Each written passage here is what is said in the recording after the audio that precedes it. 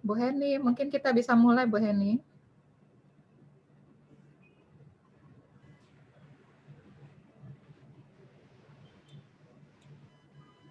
Saya menunggu konfirmasi ini. Faujan ya, Faujan. Baca doa, Faujan.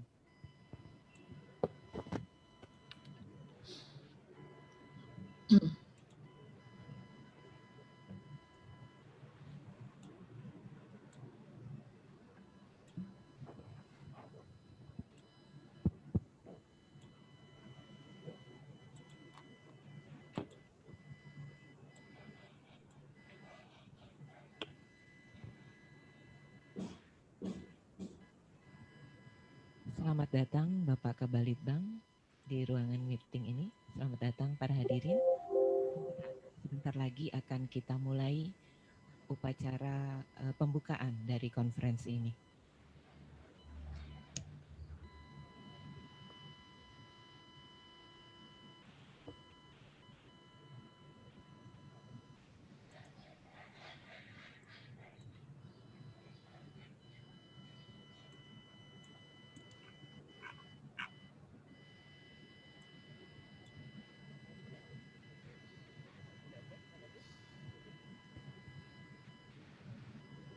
Baik, akan kita mulai acara ini.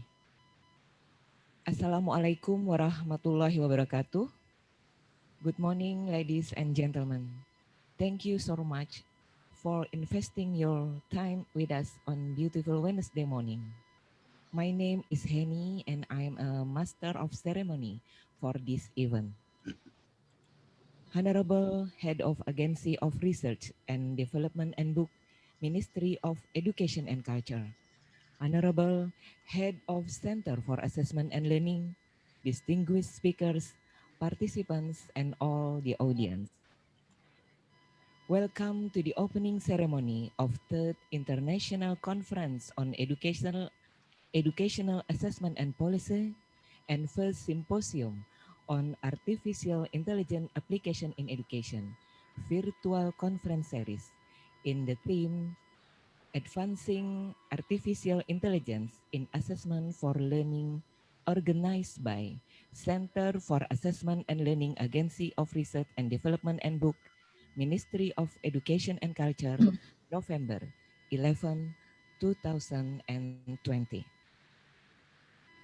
We are also very honored to have with us here this morning our honorable keynote speakers, Robert Randall, PhD, former CEO of the Australian Curriculum Assessments and Reporting Authority, Dr. I. Gusti Darmawan, Senior Lecturer, Associate Head International within the School of Education at the University of Adelaide, Dr. Lala Septemriza, Associate Professor at the Department of Computer Science Education at Universitas Pendidikan Indonesia, and Professor Dr.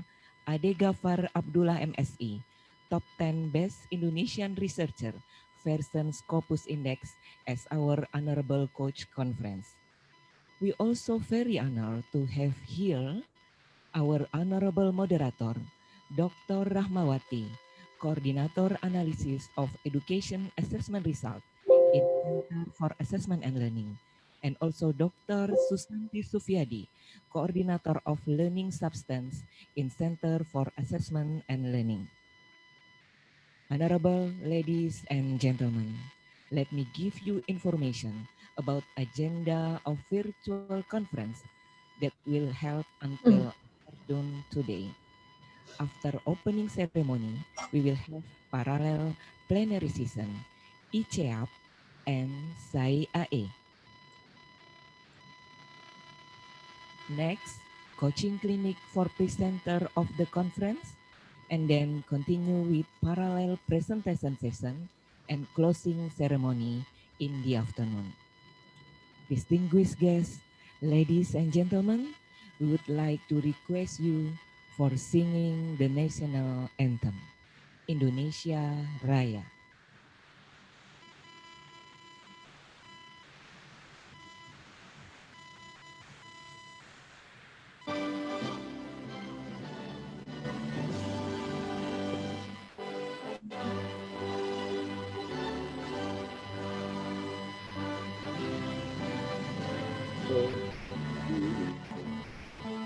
Karena Allah aku berdiri dan pandu ibuku. Indonesia Ya, bangsa kebangsaanku, bangsa bangsa dan dan tanah airku. Marilah kita berseru Indonesia bersatu.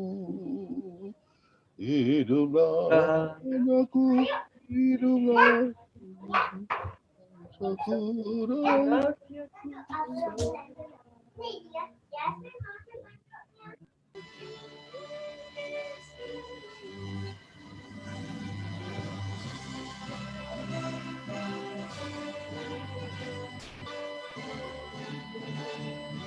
yang cinta Indonesia Raya merdeka merdeka hiduplah Indonesia Raya Indonesia Ya, Raya merdeka merdeka tanahku negeriku yang ku cinta cinta Indonesia Raya Jaya, merdeka merdeka, merdeka merdeka, hiduplah hiduplah Indonesia Indonesia Raya. Raya.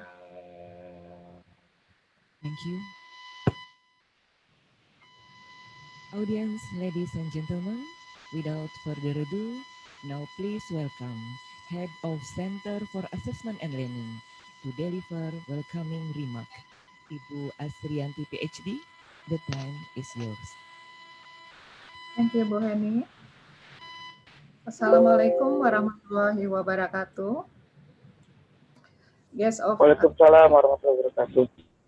Guest of Honor, Head of the Agency of Research and Development and Book, Ministry of Education and Culture, Bapak Toto Suprayitno, PhD, Distinguished Keynote Speaker, Robert Randall, PhD, Dr. I. Gusti Darmawan, Dr. Lala Septem Lisa, Speaker, colleagues, ladies and gentlemen. A very good morning to everyone, and thank you for joining us at the third International Conference on Educational Assessment and Policy 2020. And first, the first symposium on Artificial Intelligence Application in Education 2020. To our eminent speaker, delegates, and participants who have come from some provinces, we are pleased to welcome you to this virtual conference. We are indeed honored to have you here with us.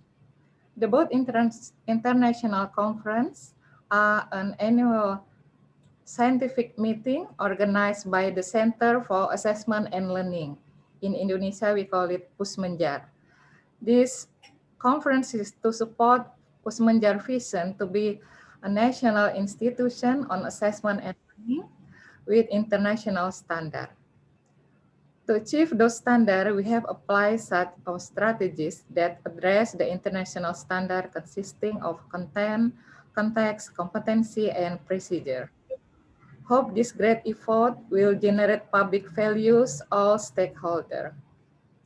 At the conferences, we have 3 keynote speakers, 1 from Australia and 2 from Indonesia. Also, we have 50 speakers and 1,100 participants gathered here through virtual conference. The theme of both conferences is Advancing Artificial Intelligence in Assessment for Learning, which different in sub-themes. This theme is very crucial and matched to respond a global demand on innovation and technology, and also local education policy. With many research activities now taking on an international dimension, it is imperative to discuss positive approaches toward promoting research and practices, including promoting the role of academic publication in setting the standard for integrity. Ladies and gentlemen, this conference, however, will not be just another talk shop. By the end of the event, we intend to formulate a conference summary and recommendation which consists of key points to support the program on assessment and learning. In constructing the summary and policy recommendation, it will be drafted based on the subthemes and discussion during the conference. In addition, this conference output fulfilling administrative regulation, scientific structure, and international standard will be published as international proceeding. So these two 2020 conferences are different from the previous one because this year we collaborate with international publisher, IOP and Atlantis Press, with reputable indexes, corpus, and web of science. These indexes are important to support human resources development, technically and administratively.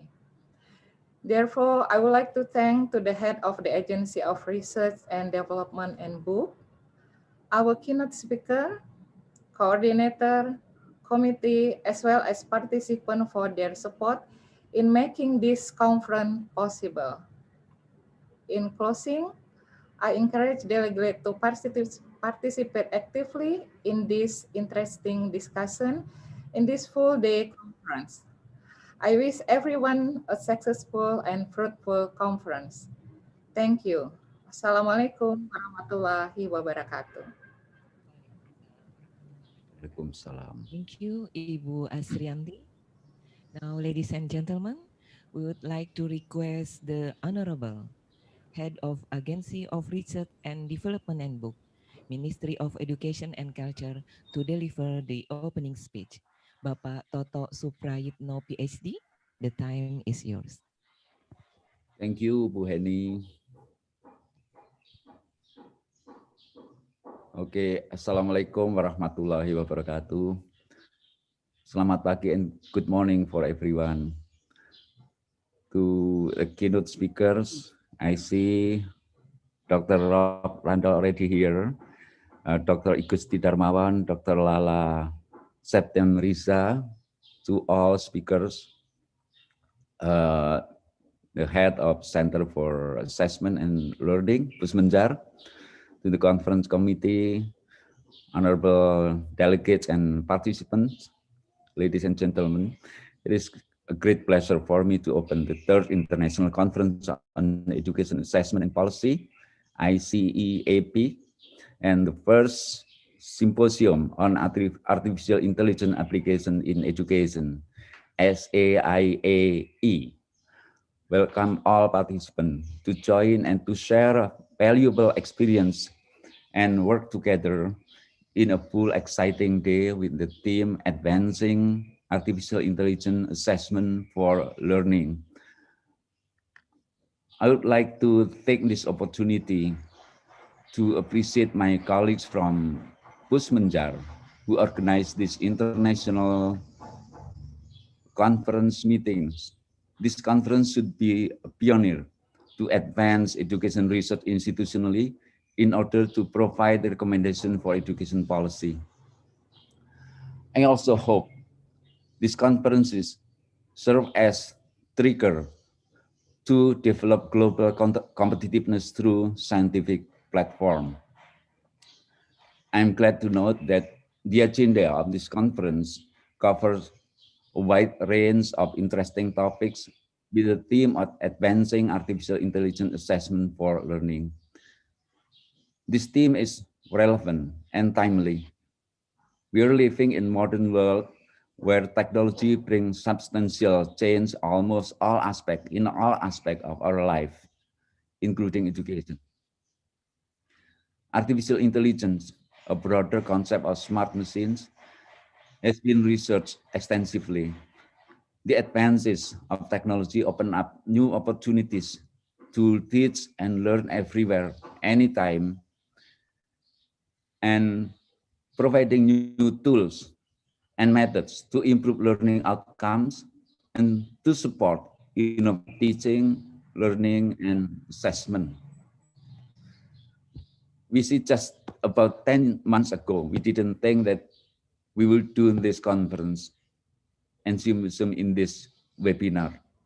We still think traditionally, we know the disruption is coming, but the pandemic really do us a double disruption.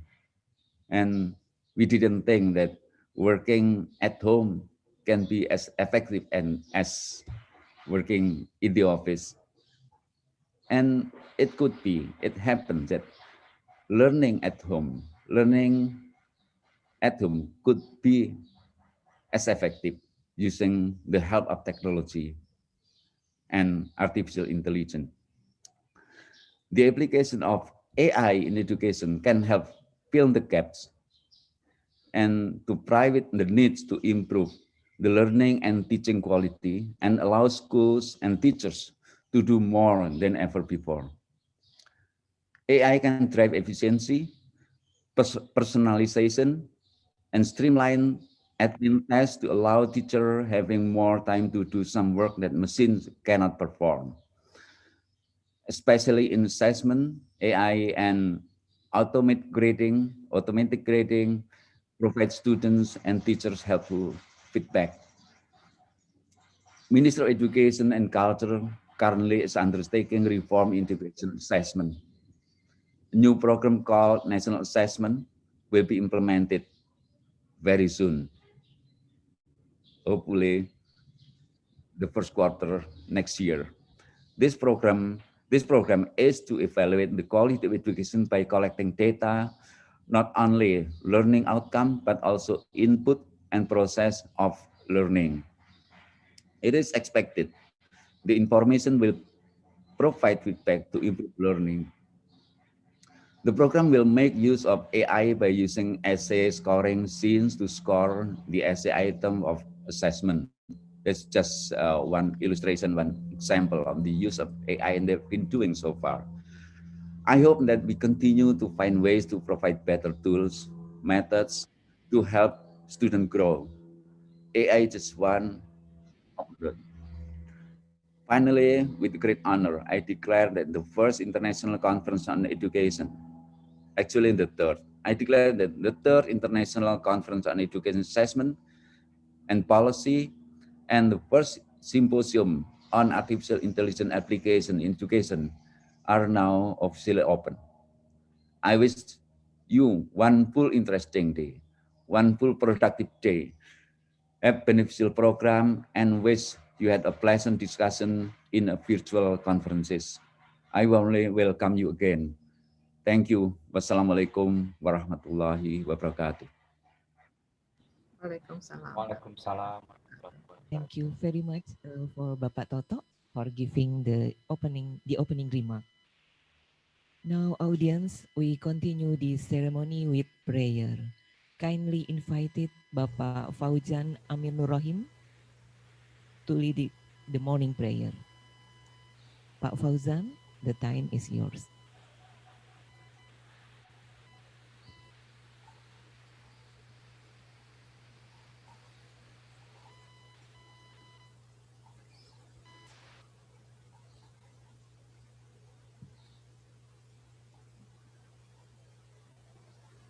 Thank you very much.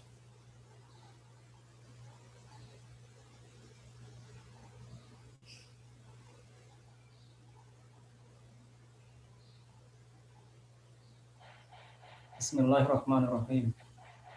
Ladies and gentlemen, honorable audience, let us bow our head for a moment, pray to God, Allah Subhanahu wa Ta'ala, so that our activities can be precious to all of us. I will lead this prayer based on the teaching of Islam, and those who are not Muslims, you are pleased to pray according to each of your beliefs. Alhamdulillahirabbil alamin. Hamdan yuafi ni'amahu wa yukafi mazidah. Ya Rabbana lakal hamdu kama yanbaghi li jalali wajhikal karimi wa 'azimi sultanik. Allahumma inna nas'aluka salamatan fid din wa afiyatan fil jasad wa ziyadatan fil ilmi wa barakatan fil rizqi wa taubatan qabla al-maut wa rahmatan 'indal maut wa maghfiratan ba'da al-maut. Allahumma ighfir lana wa liwalidayna wa lil muslimina wal muslimat wal mu'minina wal mu'minat al ahya'i minhum wal amwat. Innaka sami'un qaribun mujibud da'a ya qadiyal hajat. Oh Allah, Today, Wednesday, November 11, 2020. In this beautiful place, we gather here to bring about fourth International Conference on Educational Assessment and Policy and first Symposium on Artificial Intelligence Application in Education.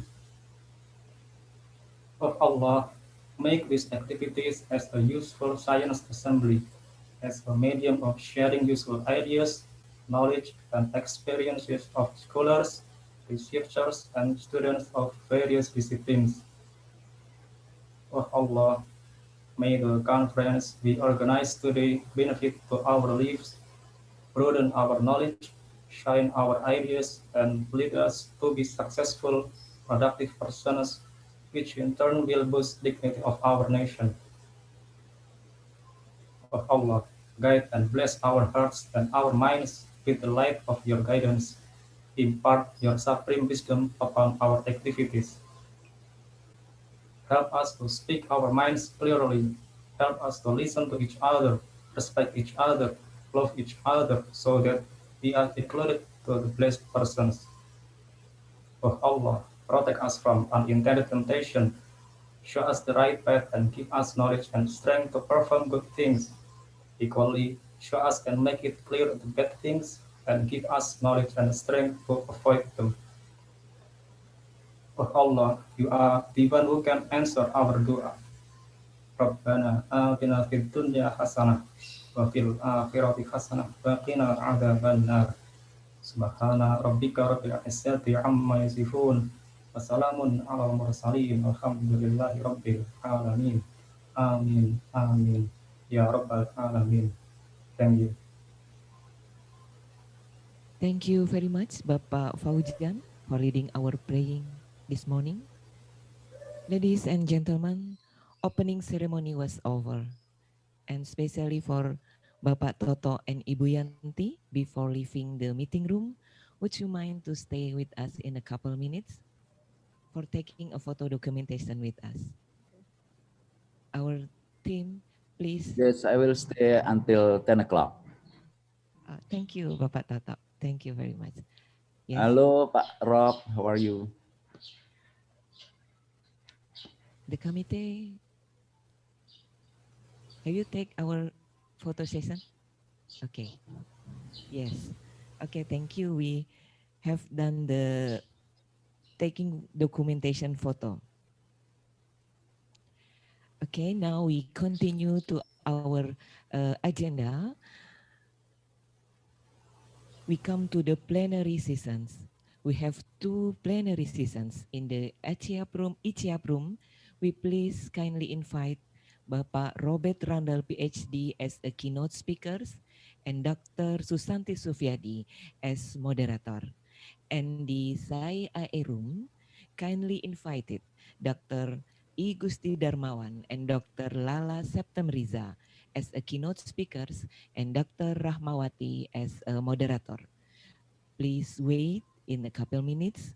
Our technical team will set up the room for you. Okay, done.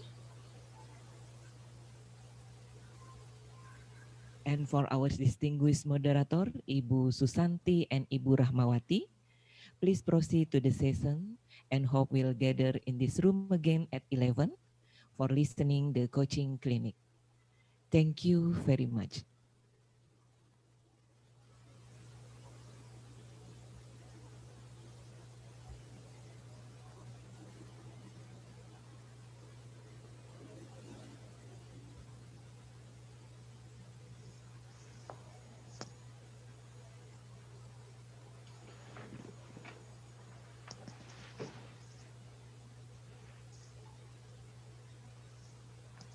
Yes.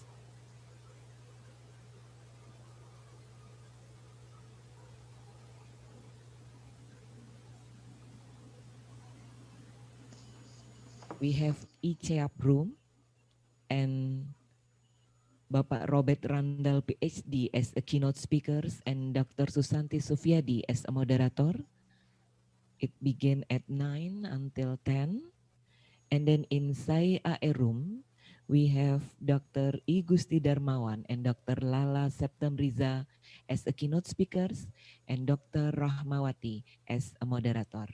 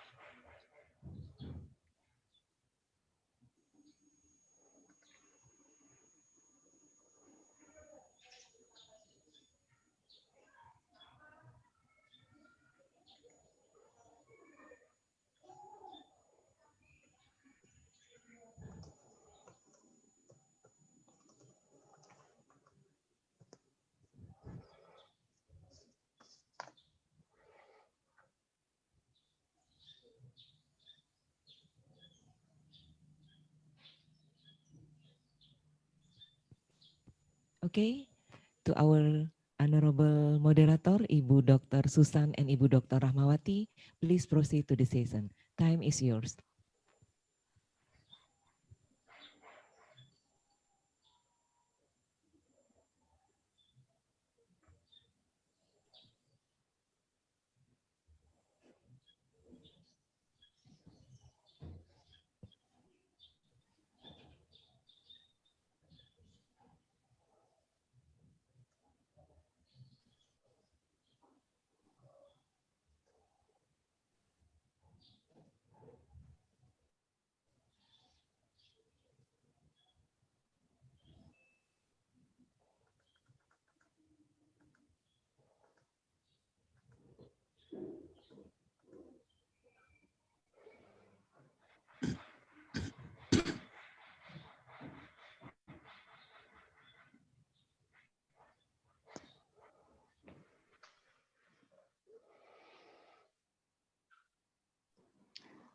Good morning, everyone.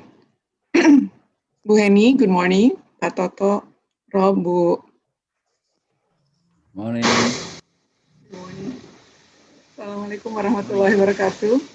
Good morning, Rob. Good morning. So this is the room for the ICEAP. Okay. So. Turn on your video, Susan. Oh, sorry, Pak. Okay.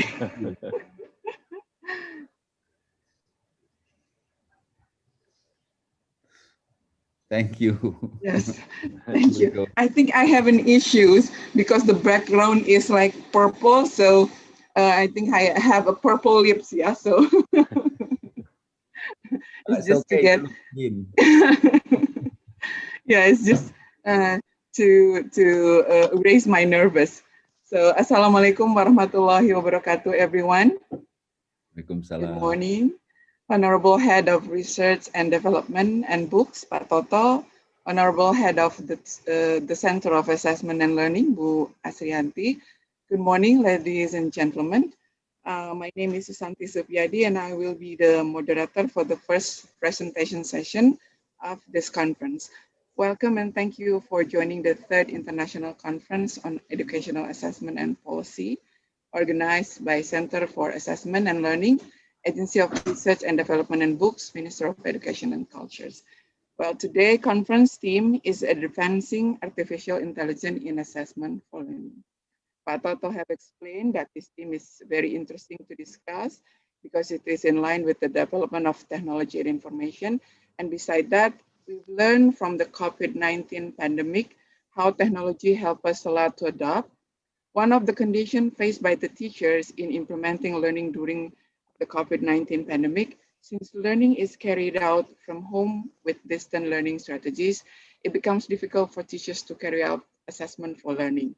Then there is a hope for the use of artificial intelligence to address this condition. In this first session, we will listen to the presentation of our keynote speakers, Robert William Randall. I've read in the CV, or by his permission, we will call him Rob. He is an advisor for Inovasi untuk Anak Sekolah Indonesia, or we call it Inovasi Program, which is a partnership program between the Australian government and the Indonesian government in education with the aim of improving student learning outcome in Indonesia. Rob is also a director at the agency he founded in 2019, the Rob Randall Group. And before that, he was a CEO of ACARA, Australia Curriculum Assessment and Reporting Authority. He has made many innovations in the development of assessment related to technological and information development, as well as innovation related to the assessment policies applied in Australia.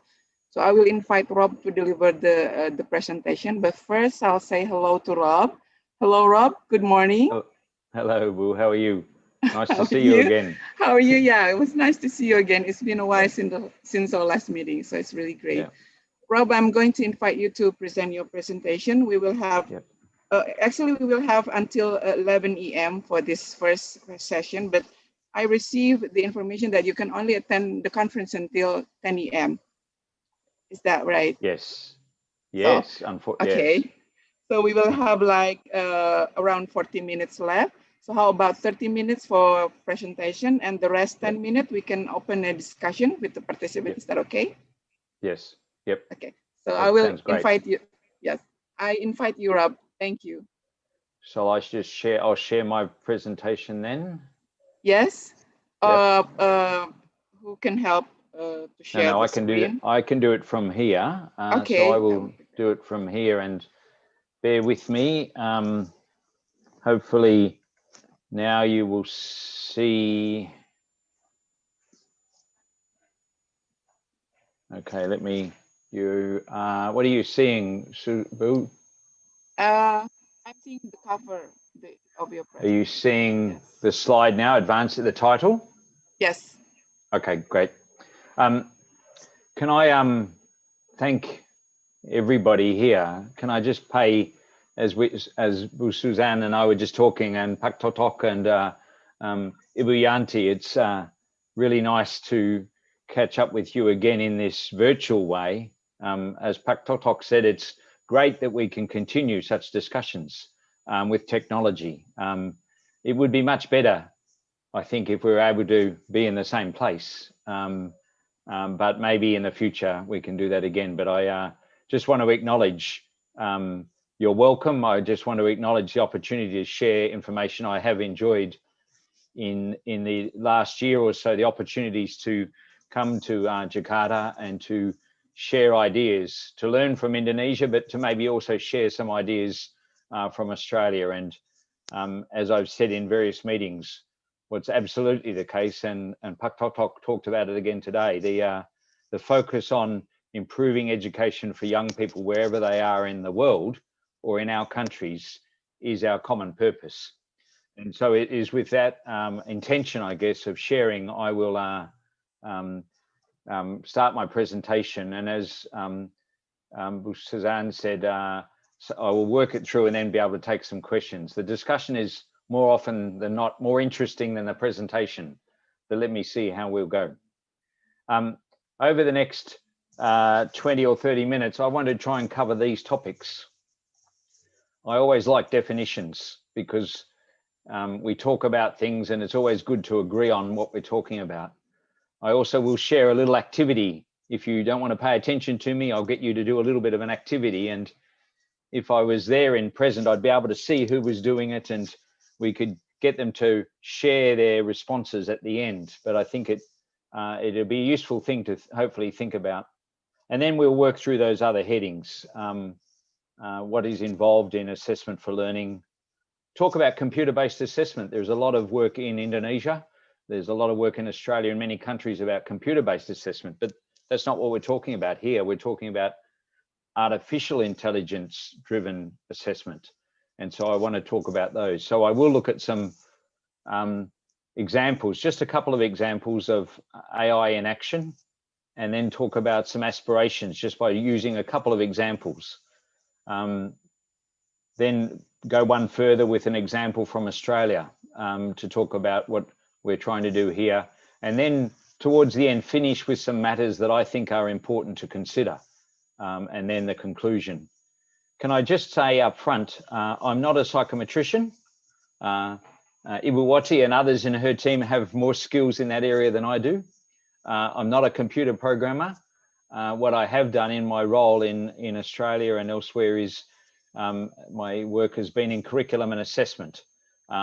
Certainly in recent times, I know enough now to talk to psychometricians and things like that, but I just want to declare my expertise in this space is not psychometrics or computer programming, but it is with experience in designing and implementing curriculum and assessment programs with a focus on how we can improve teaching and learning. The definitions are here, and I assume this presentation will be shared, and so you will see where I've got links. So where I'm talking to various documents, I've inserted into the presentation the links to go and look further. So artificial intelligence, there's a whole range of definitions when you start thinking about it, but this is one that I chose from Australia, the CSIRO in Australia, a project that they're running. So it's a range of technologies, but the ability to, for the technologies to solve problems and perform tasks without explicit human guidance. Humans have programmed them, but that's what we want the technology to do. But machine learning, computer vision, natural language processing are all examples of that. I guess our most obvious example often is robots. We see robots and in classrooms and other places, that's a very fine example. But equally, if we stopped and thought about even today, we could probably think about examples of artificial intelligence in our daily life, and it's increasingly there. I also want to focus on the title Assessment for Learning. And so a definition there from the UNESCO definition. It's an international source, so I try to use that one. And I will come back to that because I think that's a key thing for us to talk about. So there, the title is about AI to improve, or AI in assessment for learning, and how we can advance it. And that's where I'll come to now. So the question here is, I want you to think about, this is my little activity if you want to think about it. What we are talking about in this discussion is the focus of assessment, summative or formative, or is the data being used summatively or formative? Sometimes I think the dichotomy is a false one, formative assessment and summative assessment, because it's more the purpose to which the data is put. But you could imagine, you could think about assessment things you've been involved in and say, are they for summative purposes or are they for formative purposes? And you could be thinking about some examples like that, whether they're in Indonesia, whether they're in other countries or elsewhere. And then you can also think about the means of assessment. Was it paper and pencil? Yeah. Excuse me. I just want to make sure that the audience see your presentation. Just want to check. Pak Toto or everyone. Okay, Bu Did you see? Yeah. Kelihatan? Udah. Okay. Oh, okay. I just want to make sure because in my screen I cannot see it. Probably the problem is in my computer. So continue, Rob. Thank you. Sorry. Apologize for that. Apologize. That's a very important point to check. Yes, I'm sorry. Excuse me. Not at all. Yes, all. continue. Yes.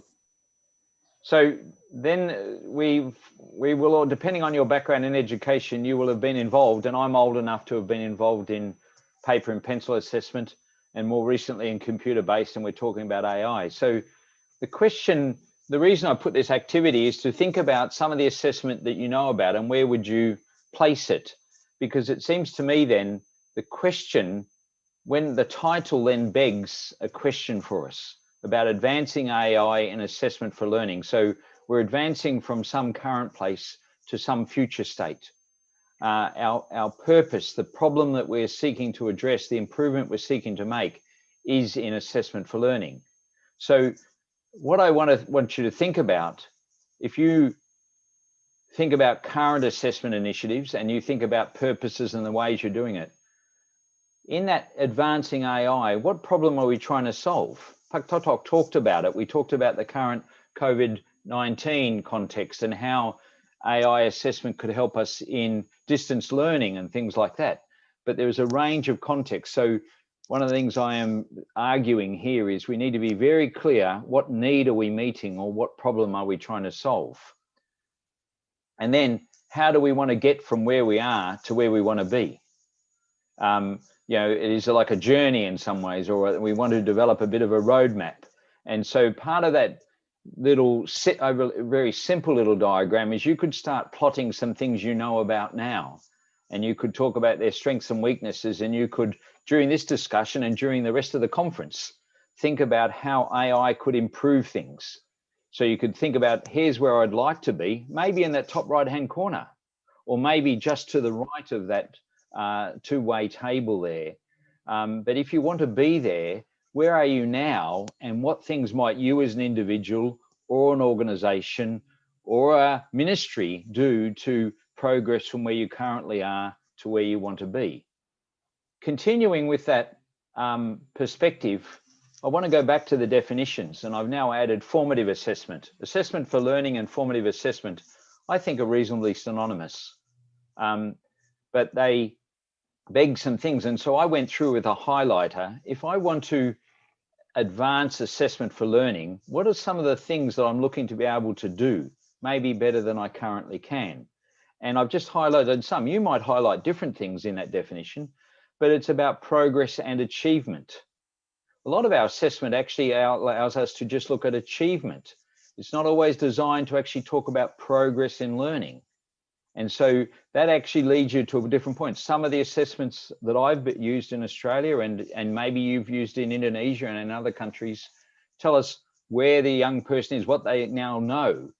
But if we're going to diagnose things, we need to know where were they before? What progress have they made? Is that progress acceptable? Is that progress at a rate that they will get to where we want them to get by the end of schooling? So one of the features I highlight is the ability to focus on progress and achievement. The learner's needs, this takes account, this now posits it in the individual. It's not the nation's needs, it's not a class need or a school's needs, it's the individual's needs. And that is a clear feature of formative or assessment for learning.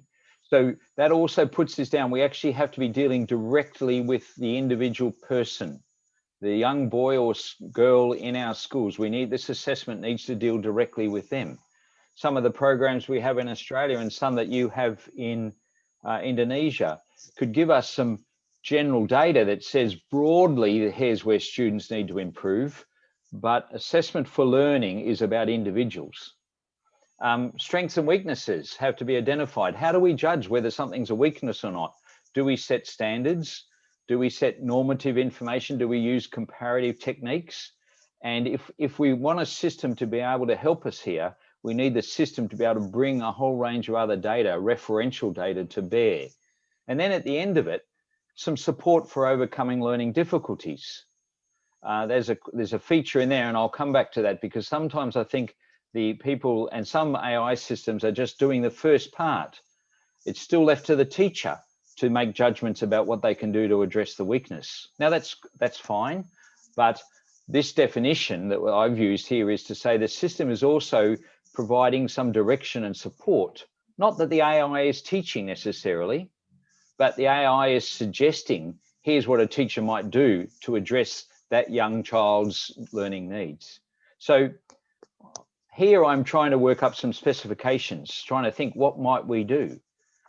So that's the theme that I'm going to continue with. You could imagine in your own circumstances, how much does your current assessment, the current assessment you know that you've done, meet some of those features?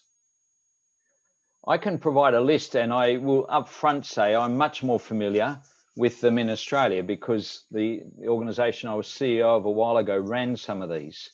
I'm becoming more familiar with the programs in Indonesia, and I've enjoyed the discussions that we've had. There's similarities and their differences. But in Australia, if you like, now I'm sort of saying these are examples of what I think are computer-based assessment. They're not AI-based assessment, although they could morph or evolve into those. So NAPLAN, we have continue to have a population assessment. Our population's much smaller than yours, but at 3,579 each year, except this year because of COVID, students sit down and do a NAPLAN test. In recent years, that's moved to online assessment using stage adaptive techniques in numeracy and reading, so that we can, instead of every child doing the same assessment. So we're getting richer data using some techniques, but it is not of the order that will allow us to target individual needs. Sample assessment is another program. Our Australian Council for Educational Research has an increasing array of online assessments, including more recently, computer-based assessment of collaborative problem solving. So that's one where they are now working, where a computer-based assessment tells us how well a young student might do in that. New South Wales, another state, the big state in Australia, has valid science assessments for years 6, 8, and 10, again, all computer-based. But part of my assertion is, if I think about a journey, and I went back to my little array there, they're in the middle, they're computer-based, and they're probably towards the bottom, because more often than not, they're summative, although they do have features of some formative capability. The NAPLAN program sends reports back to schools about each individual child. Mums and dads will get a report saying, here's where your son or daughter is in relation to the rest of the population, where your son or daughter is in their school. So there's some comparative data, which makes it formative to a degree, but not, I think, to the extent that definition we were looking at earlier on. One of the ones I just want to acknowledge, I put a cross against it because it was a fail. Sometimes you can learn from your successes, and often we can also learn from our failures. With the NAPLAN program, when we were moving it online, we have a writing assessment. So those year 3, 5, 7, and 9 students all sit down and actually complete writing on a computer this time, typing it and writing it out. But what we had built into that was we had developed the ability to train the computer to mark that writing. And we actually had ran it, we trained it, we were ready with it. We felt the computer marking students' writing is probably more reliable than teachers. It's less variable, it's more objective. They don't worry about the handwriting and everything like that. The computer can get on and do it. But it didn't get up in Australia. Here's the thing, this is where I'm going to mention this. This is about a point I'll make right at the end. It didn't get up because the community and the teaching profession didn't believe a computer, a robot they called it, should or could mark young people's writing. It needed a person to mark the writing. It needed a person to judge. Now, there will be people in this audience who might agree with that, but there'll also be people in the audience that say, no, it's very clear that we can train computers. And now that is really getting into artificial intelligence. That's having a computer learn how to mark a young person's writing. In Indonesia, you have a range of programs. The opportunity I've had to talk to various people about some of the computer-based assessment that are there. Some of them are of a pretty summative form. The university entrance test, I will imagine, is one to say, have they met a certain standard or not? But the intentions behind ICEAP and ICEAP and the capacity that's being built with the platform that's there are all focusing on building capacity to be, drill in much more at what young people are doing, using good techniques, using adaptive testing, using item response and other things like that. So they're all things that I'm saying we look at, they're typically where we currently are in terms of assessment. And it begs the question, well, where do we want to move to? It doesn't take long to search the internet and find some examples of AI, and it doesn't, these are just 4. And again, if for later on, if people get these slides, they're just links, you don't need to do the search, but you will know of some others. Now these become really interesting. So, the first one was developed in the US, as I understand it, because of the need to train initially US soldiers to learn languages. If they're going to go to other countries, it was helpful for them to know another language. And off the back of that, you know, they now have a program which would help. Maybe I should do it to learn Indonesian, but they have a program to help people learn languages. The Carnegie Learning now, you know, is one in mathematics. And again, I don't want to dwell upon these, but I want to examine in my question of where are we currently and where are we going to. There are some examples, and we could look at these. The question that comes up though, would we say here, Totok, go and get that program for Indonesia? Now I go back to my thing. What problem are we trying to solve? It's not immediately obvious to me that we would automatically just pick up a program that's been developed for a particular purpose and bring it into your country or Australia, because it's been developed for that purpose and the alignment doesn't always work. So again, the question is what in Indonesia, or say for me in Australia, what do we want these? What does formative assessment look like? How do we want that AI system to help us address students' learning needs? The interesting thing with some of these, when we talk about AI and in our mind, are we actually thinking about these artificial intelligence systems taking over the teacher's roles or being alongside the teacher as an aid? Now, from my view, it's the latter. It's a matter of helping the teacher, because it's quite clear when you read the literature, we're far away from computers or the artificial intelligence being able to do what teachers do. Teaching and learning, schools, I think for the foreseeable future, for my grandchildren probably, I think it'll be, they will be attending schools, there will be teachers with that deep responsibility for helping young people learn, but probably aided by artificial intelligence. Here are just two examples of not now companies using AI, but countries or jurisdictions saying, we now want an AI system coming into our education system to make a difference. So again, I'll reiterate, the previous slide was some companies who happen to have solved some problem, typically outside education, and bringing it into education.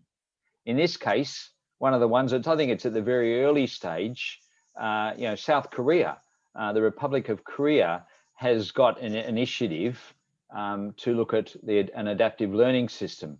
Their problem that they're trying to address is to reduce the burden of teachers and allowing the teachers to focus on higher order individualized learning. Now and again, in the context of South Korea do very well on PISA, they could do very well on, you know, those measures, but also they in Korea would know they've got to do better at developing deeper learning, more creativity. They've actually got to take the pressure off the education system and do it there. So I think in South Korea, this interest here is to address some other issues.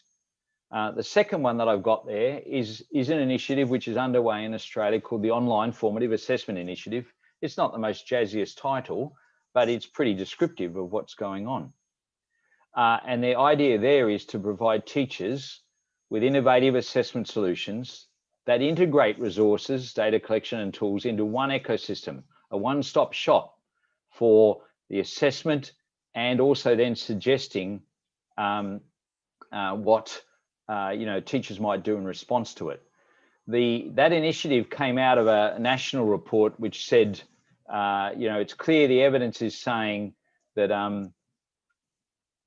individual learning progressions, that's getting right down into learning progressions can help teachers to better support teachers' success and growth. Not a broad curriculum which set, you know, high level standards, but a very focused, detailed learning progressions. And these are in reading, and these are in numeracy as a starting point. And they help the teacher make their own judgments about, they can see on this scale, here's where young William is, or here's where Mary is, therefore I need to do something to help them move ahead.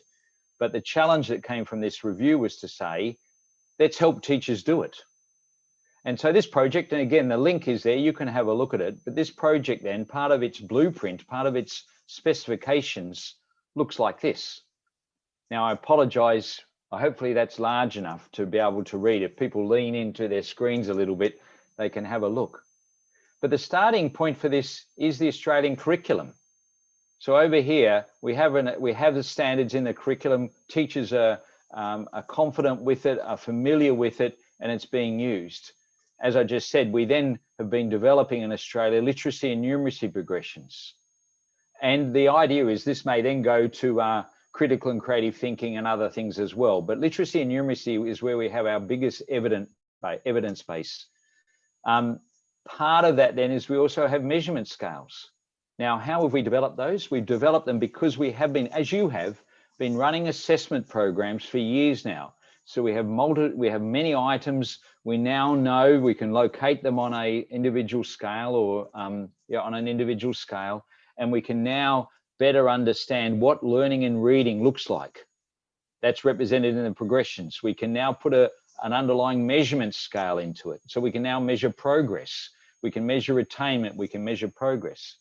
And what this initiative is seeking to do is then say, on the back of the Australian curriculum, these progressions and a measurement scale, can we build up our assessment bank? Now, rather than have, say, a CARA or any agency develop all the tests, what they are doing as part of this phase is have a look at existing assessment techniques. The ICEAP PAT tests are measuring numeracy. And so some work's being done to say, how do they link into the scale? If a child gets a certain outcome from the PAT tests, where does it locate onto this scale? Observation schedules and other things. So this idea over here is to say, let's have a look at existing assessment resources that many teachers are already using, but add a feature which says, make the information more valuable, link it into the scale. Then you need the software to help have a learning progress tracker. So that if a child sits down, this is an online thing that children could do it, teachers could get their children to do it. The idea is, the goal is they sit down and they do this assessment, and whichever form of assessment that's available, but they get the software has the ability to perform these functions, collect the collection of the assessment or observation data, progress tracking and things like that, and produce visualizations, maybe for mums and dads, maybe for teachers, maybe for the individual student about the progress they've made.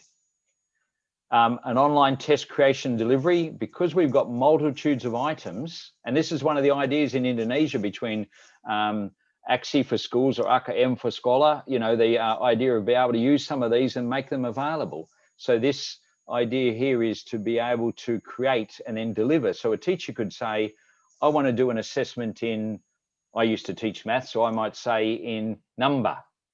And so I could say to this software, I want a range of items on number. My children are all 13-year-old, and this software would then collect together some items to cover the curriculum and then administer it. As a result, over here, the next thing is a suggestion engine. Depending upon the data, the suggestion engine to say, well, if young William can do these things well, but not these other things, you, the teacher, here's what you should be doing and helping. So we get down to that individual focus. Notice here now, a lot of this is other thing, and now we're getting where the analytics and the artificial intelligence can work for us in particular. So this suggestion engine is taking account of a whole range of things, and that's now where the artificial intelligence will kick in this case. And then the other thing, some of you know, we've talked about it in one of the things we've worked on in Australia for a while is a resource base for teachers. And the current work that's going on in Indonesia is seeking to, you know, develop a range of resources for teachers to help them in terms of they're doing the textbook, yes, but also other resources. So this would have a look at a range of resources that we already have on Scootle or elsewhere and say, if here's what William can't do in numeracy, here's some suggestions for activities that he may do or the teacher may administer. Or it may be William just needs to learn his tables. Now that's something artificial intelligence could really get him to practice, but it may mean that he actually has to develop problem-solving techniques. Now it may be the teacher's best placed to help him there. And so again, it's not a matter of the computer doing it all, but what we hope in this system is the computer can point towards the work. Equally, by the way, the teacher down the bottom right-hand corner here, a teacher may say, gee, it's made me realize I don't know how to teach reading comprehension well enough. And it may say, here's some things you, the teacher, can go and learn. We make some assumptions about our teachers sometimes, and if we could give them point of need and just in time resources to improve their ability. So this is an initiative in Australia. I think it's maybe beta now. Maybe it was alpha, it's beta. It's being tested, it's being worked through, drawing upon a whole range of resources that are there. In the longer term, what's hoped with this, as you build this system up, we continue to get data to improve our understanding of how people learn mathematics. A lot of the curriculum many of us wrote last century was how we were taught mathematics. The evidence base now is increasingly how young people actually learn mathematics. And so this program, I think, would help us with that. Now, some matters to consider. This slide here is a great little slide, and it's colorful and everything like that. And there's a lot of computing, there's a lot of stuff in there, but it's not simple. And one of the points I want to make, it is a technology enhanced initiative, but if we see it only as a technology initiative, the potential won't be realized. Now, some of you will say, here he goes again, we're talking about the same things he always talks about, but I think it's because they're important. As we currently are doing, if we're going to advanced AI in formative assessment or in assessment for learning, we need to continue to pay attention to our curriculum. How evidence-based are our progressions and our standards? How much were they just how we wrote them, because that's how we learnt mathematics or Bahasa or science or any of these? How full are they of things because that's what we loved in mathematics? Or how much do they actually reflect what young people will actually need to know in the future? And this computer-based world means they don't have to know the same stuff that we enjoyed learning. We have to continue to pay attention to assessment, efficient and effective techniques to help us understand students' current attainment, not just what mark did they get. 25% on a test, 25 out of 40 items. That tells us something, but it's of limited value if we're talking about assessment for learning.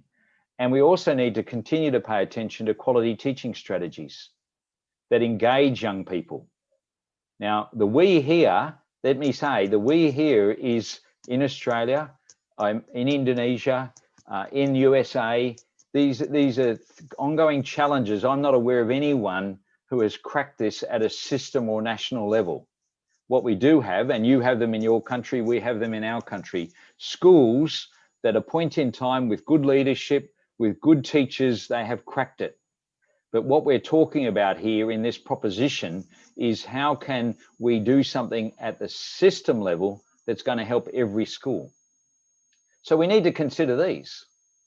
But I also think we need to consider the educators. A report done by a Finnish educator for the European Parliament. There's a quote there from Tuomi. And if we're going to be serious about this, and Totok talked about it, I've talked about it, what's our view about the role of educators in this? Because it's no good having this system and then thinking, I'm going to continue to what I did last year. So where is our strategies to actually support our teachers, to actually give them the understanding about how to understand this, to take these suggestions, to move it forward? One of the, if I use an example, in Australia, a lot of people said they were concerned about robots marking was that they would take over. And a person I used to work with quoted a medical doctor and the advances in medicine where, you can now scan your skin and see if there's any potential cancer issues. And so the technology can do that. And so the doctor, this colleague of mine had been talking to, said, that's a great use of artificial intelligence. But I'm still the doctor who's then going to decide what happens. The computer doesn't tell me how to treat that. the computer has increased the confidence that we have about judging the need and improving our precision in what the actual problem is. But me, the professional, will decide. I think that's true for ed teachers. This AI system isn't going to deprofessionalize teachers. So what we need to continue to do is build the professional capability of teachers to use the data to judge what young William needs or what young Mary needs and things like that. Community also, my point earlier on, and I'm just one slide away now from finishing, is the community. One of the really interesting things, as much as the community is using AIs around their world, and if we all think about it, we just assume it works. Not that we've taken off in many planes lately, but we assume the computers get it right. But are we prepared, we the teachers, we the educators, the mums and dads in the community, prepared to have computers come in and have a role? Now, I'm not talking about robots walking into classrooms, but we need to, if we're going to realize the potential of AI, we need to bring the community with us. We need to do what I said on the previous page, attend to our curriculum, our assessment, our teaching resources. We also need to continue to build the capability of our teachers, but we also need to deal with the community. Now, a little curriculum aside, closing the loop here, is we also need to improve how much our young people are learning about what computers can do. Actually, not they all have to become programmers, but they actually have to have an increased understanding of what computers can do and what they can't do. So, in conclusion, I'm quoting a colleague I used to work with, and it's one of the references that I've used, a report published in New South Wales a while ago. AI certainly offers a pathway to a goal that has been elusive to us for many years now. It could become a reality, but the roadmap for advancing AI and assessment for learning is not just a technology path. This is absolutely not something we, the educators, want to subcontract out to the technology people. It still requires attention to what we want young people to learn, how they will learn, and how we need to improve our learning progressions. We need to improve the evidence base about what young people learn. Otherwise, the computer won't be able to make good judgments about where they currently are and what they have to do next. And we also need to raise expectations for leadership and collaboration within education and between education and the broader community, including the technology industry. If those things, and again, these are all things I now want to, if I went back, if I was there and we had drawn those, been plotting things, I'd be saying there's many things in Indonesia, as there is in Australia, which we can build upon. If we get a clear sense of where we want to go to and a clear sense of where we currently are, we can plot a path, a roadmap to get us there. And I've tried to talk today about the variables and the things that we need to happen. It's an education exercise, maximizing use of technology. It will continue to do in the direction, I think, that Indonesia has already set for many improvements, but it will also focus our attention on how we need to improve some others. In the presentation, I've linked things. There are a couple of other references that I've used here, but thank you very much for listening. I wish I was there so we could have a bit of a discussion, but I'll hand over to Bu Susanti to manage the questions. Thank you. Thank you, Rob. It was very clear explanation, presentation. It was very useful. And hopefully the participant can also receive the information clearly because we are using online, as Rob say. So next, we will open a discussion session. We still have around 20 minutes. So I invite, if there's anyone have a question for Rob related to his presentation, and because the time is very limited, maybe we can start with 2 questioners. Yeah, please, anyone? Raise your hand, probably, using the feature raise hand. Is there anyone that have a question?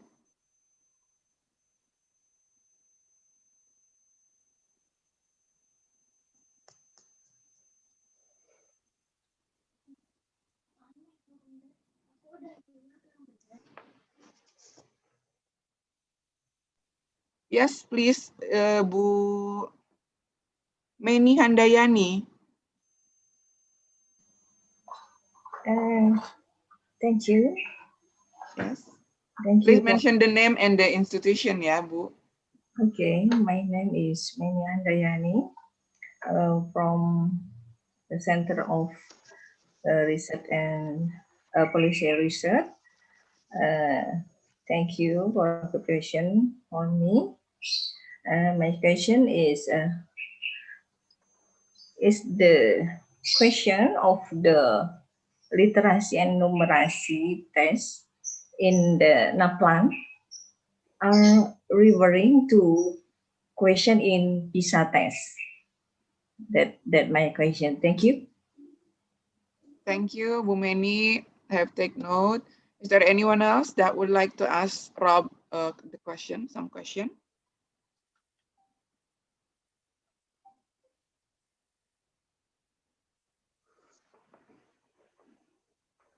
I guess not. I haven't seen anyone. Raise hand. Raising hand. I raise hand. Okay. Okay. Yes, Thank Pak, you, please. Rob. It's been so informative, and I think it's very, very good for all the audience to understand more about the role of assessment and how we go forward with the disrupted technology, technology, how we can work nicely in harmony with the human capacity. I think that's very wise advice, not to go blindly with the technology, but also develop a capacity development of human capacity, especially teachers and all educators. I'm glad to hear that there is some online formative assessment initiative that is done in Australia. So we hope we can learn a lot from you and from the Australia team, because we have also similar initiative in helping teachers to be inspired to start working on a good assessment and this related things, how assessment improve learning, how assessment can be used as a driver of the learning behavior, a better learning behavior. And we call it previously aksi sekolah, as you mentioned, and now we have the AKM class. And well, my question is simple actually. We start with literacy and numeracy too, because we seen that this is our biggest problem. We need to set back before we start learning more on subject matter, but we have to keep our children with the foundation of literacy and numeracy. My question is, why Australia is still also with literacy numeracy focus? Because I see from PISA, from teams, of course, Australia is a lot better than us.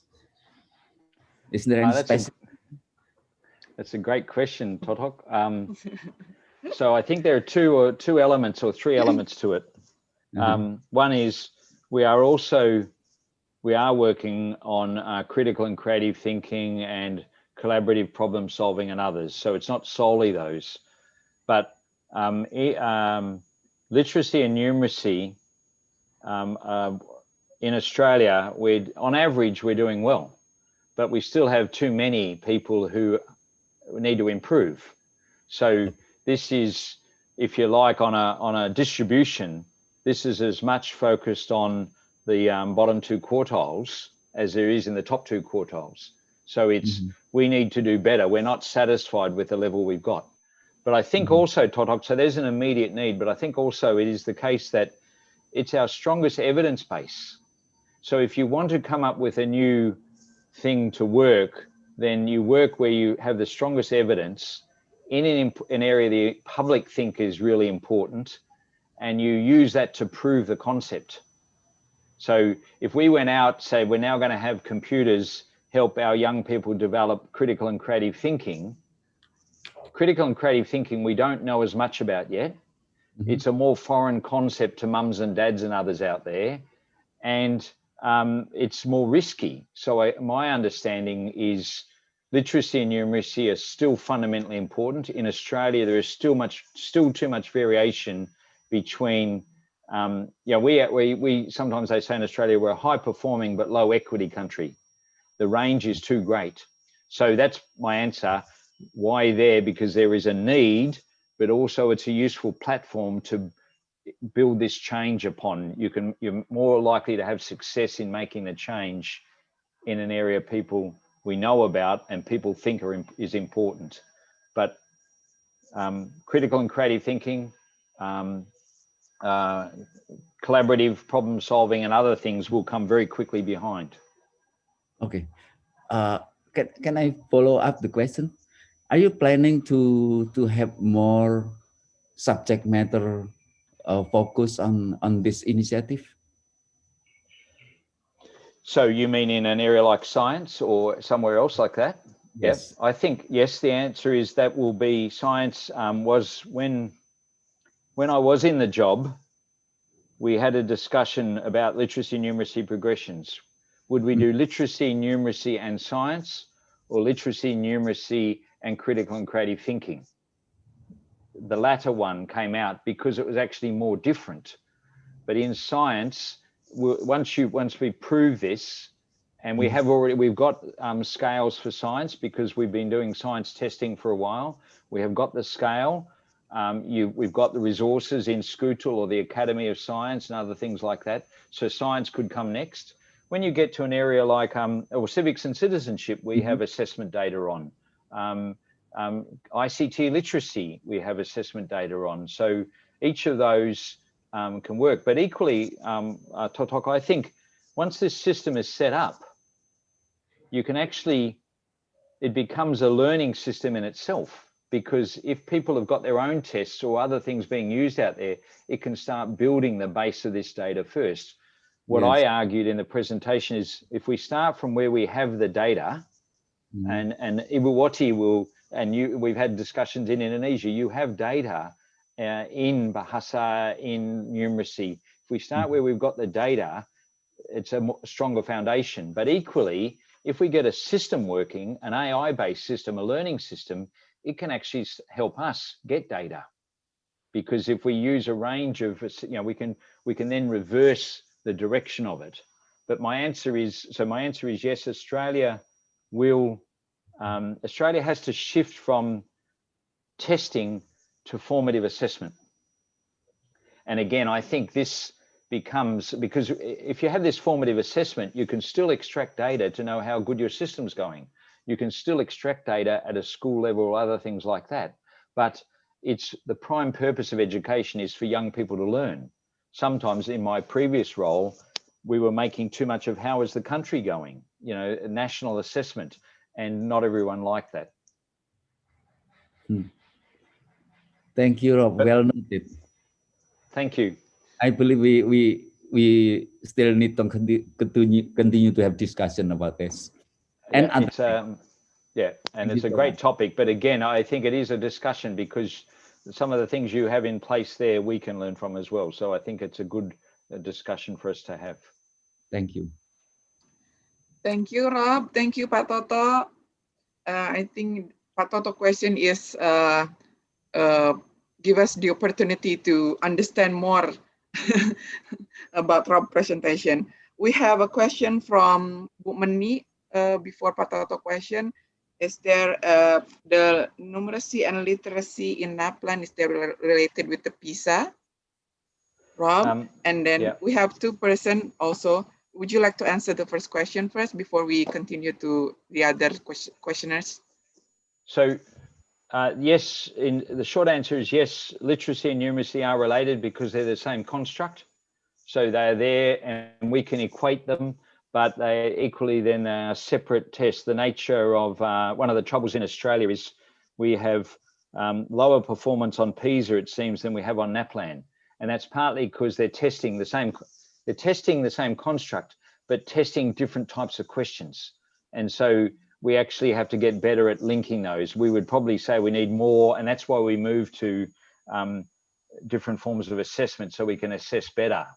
ways, but it is the same construct. Okay, thank you for the answer. So we have Bu Imama in the chat room. She said that she have a question, and also Bu Sri Buryanti. Bu Sri, yeah. Yes, yes. I think we still have enough time, yeah, Rob. Yep. Oh, it's 9:34. You have 6 minutes left. Bu So, Imama, probably? Okay. It's okay. Okay, thank Bu you. Imama? Thank you, Bu. Please. Yeah. Morning, sir. Morning. There are several research about assessment and adaptive learning. We know that we assess to measure ability of student, and then we do a recommendation, the learning that's suitable for everyone. What do you think about the research about adaptive learning? Is still a hot topic that we need to realize in this era? And what do you think about the method of assessment learning? What the suitable one? Thank you. Let me check I got the question right. I think the first bit was talking about adaptive assessment. I think it's a great thing, and we should be following it, and Indonesia is. Recently, when I was talking with Ibu Yanti, we were talking about different stage adaptive testing. The benefit of that, instead of one, we go back to paper and pencil, when we had paper and pencil, everyone had to do exactly the same test.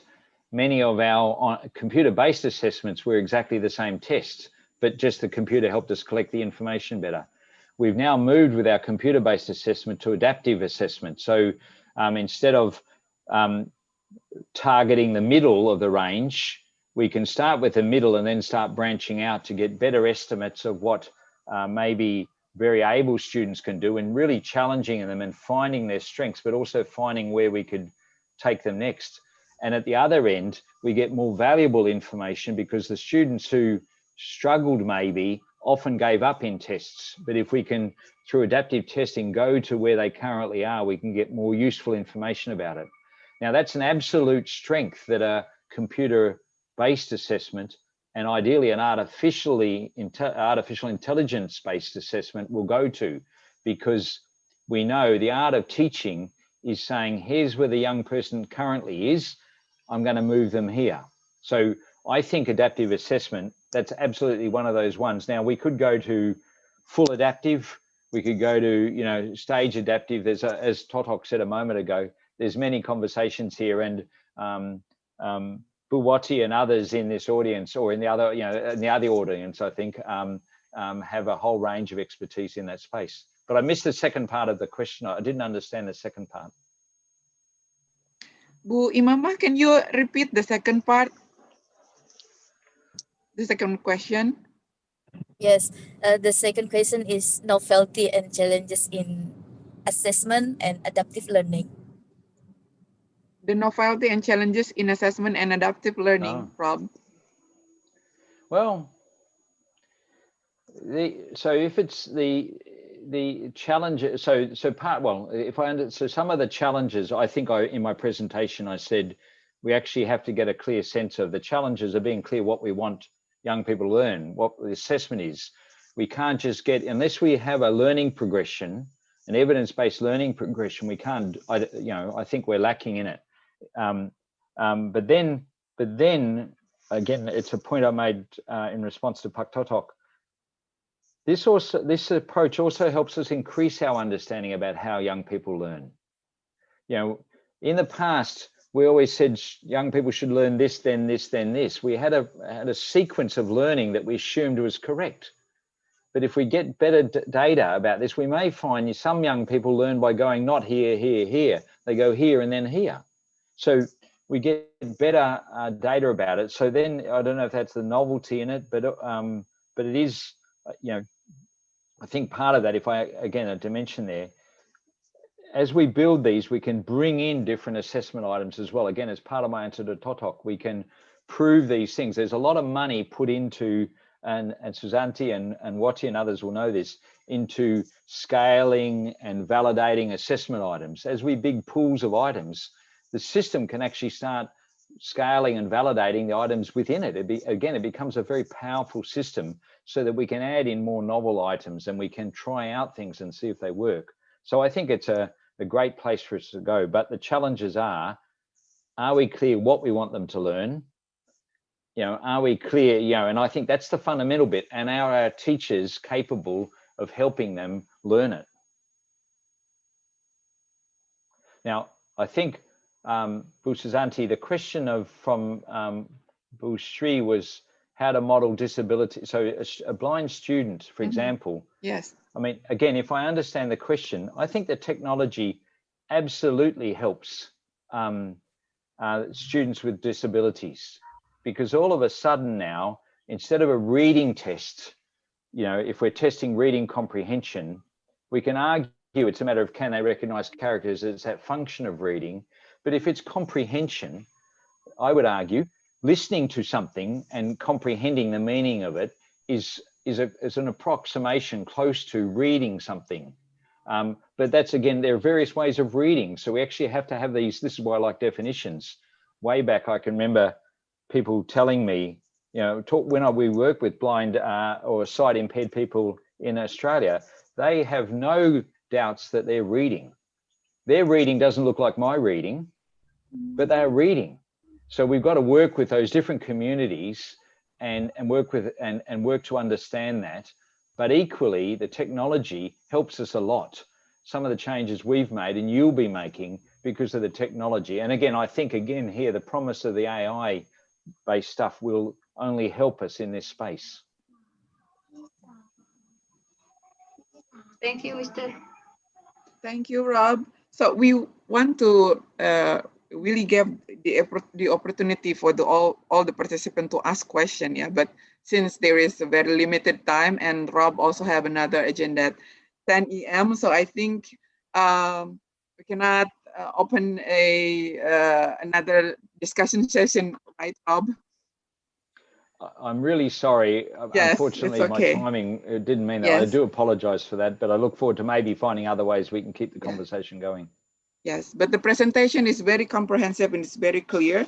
So if I could underline a short not a conclusion, just say a note. Yeah. So the use of AI should not or would not take over the role of the teachers, as you said, Rob, and it should be helping the teachers to do the assessment and to give feedback to improve the learning outcome. But the question is related with the system level is in context of the developing of the use AI for assessment is how far we want to use the AI. So it leads you to the explanation of the online formative assessment initiative. I think that is related with the system level, yeah, Rob, that you explained. Once that it was established, we could add many assessment, many component in the system. Yeah, it's how far we want to go in. We don't, the technology has to help us do our job. This is not replacing teachers. So again, part of what's behind Todok's question was a sense of how far can we go? Can this work across all domains? There are some domains which I think we've got to admit our understanding of learning is very light on. So we may want this artificial intelligence system to help us understand actually how young people are learning. And then we can apply our professional skill, our professional capability to become, use it in a strong way. So I think my test of how far can you push it, you take it as far as you can go, and this is where we started, where it's going to help us improve young people's learning. Yeah, so yes, thank you. And it's all begun with the curriculum, yeah, the learning progression and everything. So it was really nice conversation, really nice presentation. It was really comprehensive, but the time is, I think it's for you. It's already, it's already 10 a.m. So the first presentation from Rob, I think this is the end of Rob's presentation. Everyone, let's give applause for Rob, even though Rob cannot see it, but we just raise our hand like this. Thank you so much, Rob, for your time and your presentation. And also thank you, Pak Toto, for willing to join us until the session is over. And everyone, thank you for the attention. And I will return the event, the time to the main moderator, Bu Heni. Are you here? Yes, I am. Yes. Bu Kapus, thank you also. Thank you. Thank you, Pak Thank you Rob. very Thank much. you, Pak Pak Toto. Rob, Yeah. stay healthy. Thank you. Thank you. You too. Thank you, Pak Toto. Rob. I see you. I hope to Thanks, see you Ibu Yanti. soon. Thank you. Thank you, Ibu Thank you. Suzanne. Thank you. Thank you. Terima kasih, Pak Any, Toto. yeah. Kasih, Okay, Bu. thank you, Ibu Susan. Thank you, Rob. There's so many insight about artificial intelligence assessment learning we can gain from Europe. Well, audience, actually, we have the second keynote speakers, Bapak Toto Suprayitno, but unfortunately, Pak Toto has some activities that we cannot believe. Is that right, Pak Toto? Yeah, I'm sorry, I have to leave at 10 o'clock. And So, Pak Toto will leave this meeting room. so how you manage the schedule? Yeah, actually, because we have not another keynote speaker, so our technical team will split this meeting room and join the SAIAE room. Okay, okay. Would you join us, Bapak Toto? I'm sorry, no, I have to. I have another meeting at 10 o'clock. Okay, thank you, Bu Heni, and thank you everyone for attending. Thank you, Pak Toto. Hopefully you have Thank you, good Pak. health and success for you, Pak Toto. Yeah, to say hello to Ibu Jo also. Ibu Oh Jo. yeah, Bu Jo is here. Thank you very much. Thank you, and thank you for everything, for the great seminar and conference, and I hope you have a productive day today. Thank you, and I'm leaving now. Bye. Bye-bye. Thank you, Pak Toto. Stay healthy. Well, audience, would you wait for a minute, for a couple minutes? Our technical team will split this meeting room and will join to the SAIAE room until 11 o'clock. The committee, please.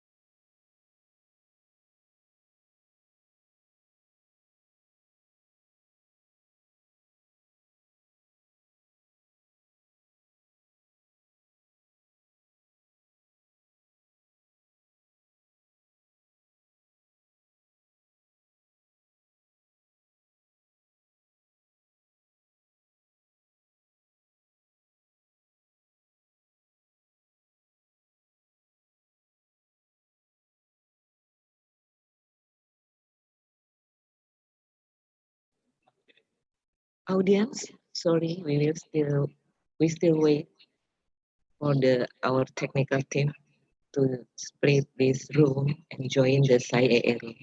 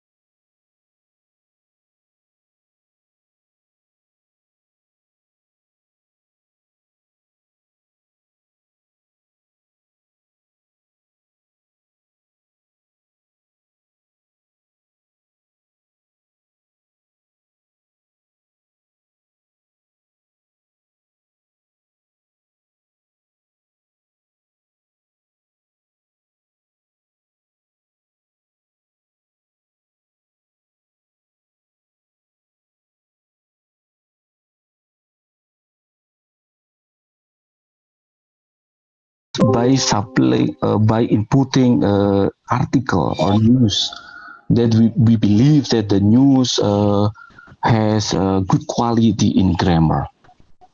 So in this research, so you can see here that we have one example here in sentence completion. So it's just filling in the blank. So we have a question and then we have a blank position over here. So we have a blank position here, and then we have a 4 option answer. And D needs, this is the key, the answer, and we have a distractor here. So if we want to create this question automatically from articles, it means that we need to choose which article that's suitable, that provide a good quality of a question, and then we need to define which a word that can be the blank position, and then we put it into the answer, and then we need to define the distractor words. So if the distractor word is quite easy, it means that examiners it's easy to answer this question. So that's why we need to artificial intelligence here. We need to perform machine learning to check, to compare, to get the quality of historical TOEFL test. Okay. So this is our proposal. So you can see here that the first we need to collect the data. There are 2 types of data here: data training, historical TOEFL data. Because we are using a machine learning, it means that we need to collect the data training, historical TOEFL data, TOEFL question, and also we need to supply data testing, news article from website, for example, CNN, BBC, and etc. And then we perform natural language processing. So we process text base here. So for example, we have 1-page article, and then we need to split, we need to do pre-processing, tokenization, and also post-tagging. We just use a library which is Stanford Core and NLP. And then we calculate all features, and then we perform KNN, K-nearest neighborhood, which is one method in machine learning to compare between data training with data testing. And then we perform a heuristic technique here to get distractor answer, and then we create a question. So this is a complete explanation. So first, the data training are taken from historical data of TOEFL question as a reference in determining the blank position on the question. And why we use a data training? Because we want to maintain the quality to the quality of a previous TOEFL question. Okay, for example, here we use data training taken from this following book. So we collect the historical TOEFL from TOEFL exam success from Learning Express, the official guide to the TOEFL test. Ford and Longman, this is a very famous books, and TOEFL practical strategy. Actually, we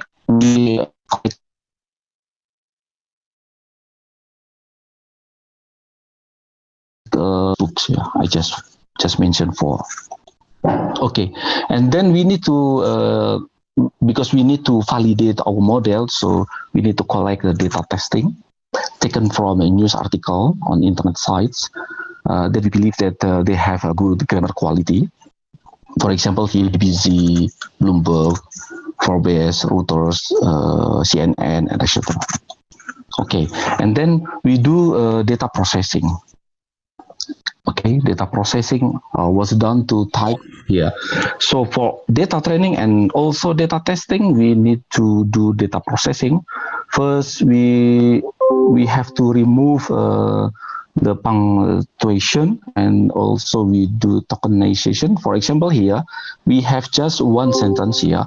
For example, here one of the most popular Indonesian product is batik. It has been internationally recognized. Okay. And then we need to tokenize tokenization. So we have to split each word here and remove all punctuation. Okay. And then we determine part of speed, post tagging. We call it post tagging.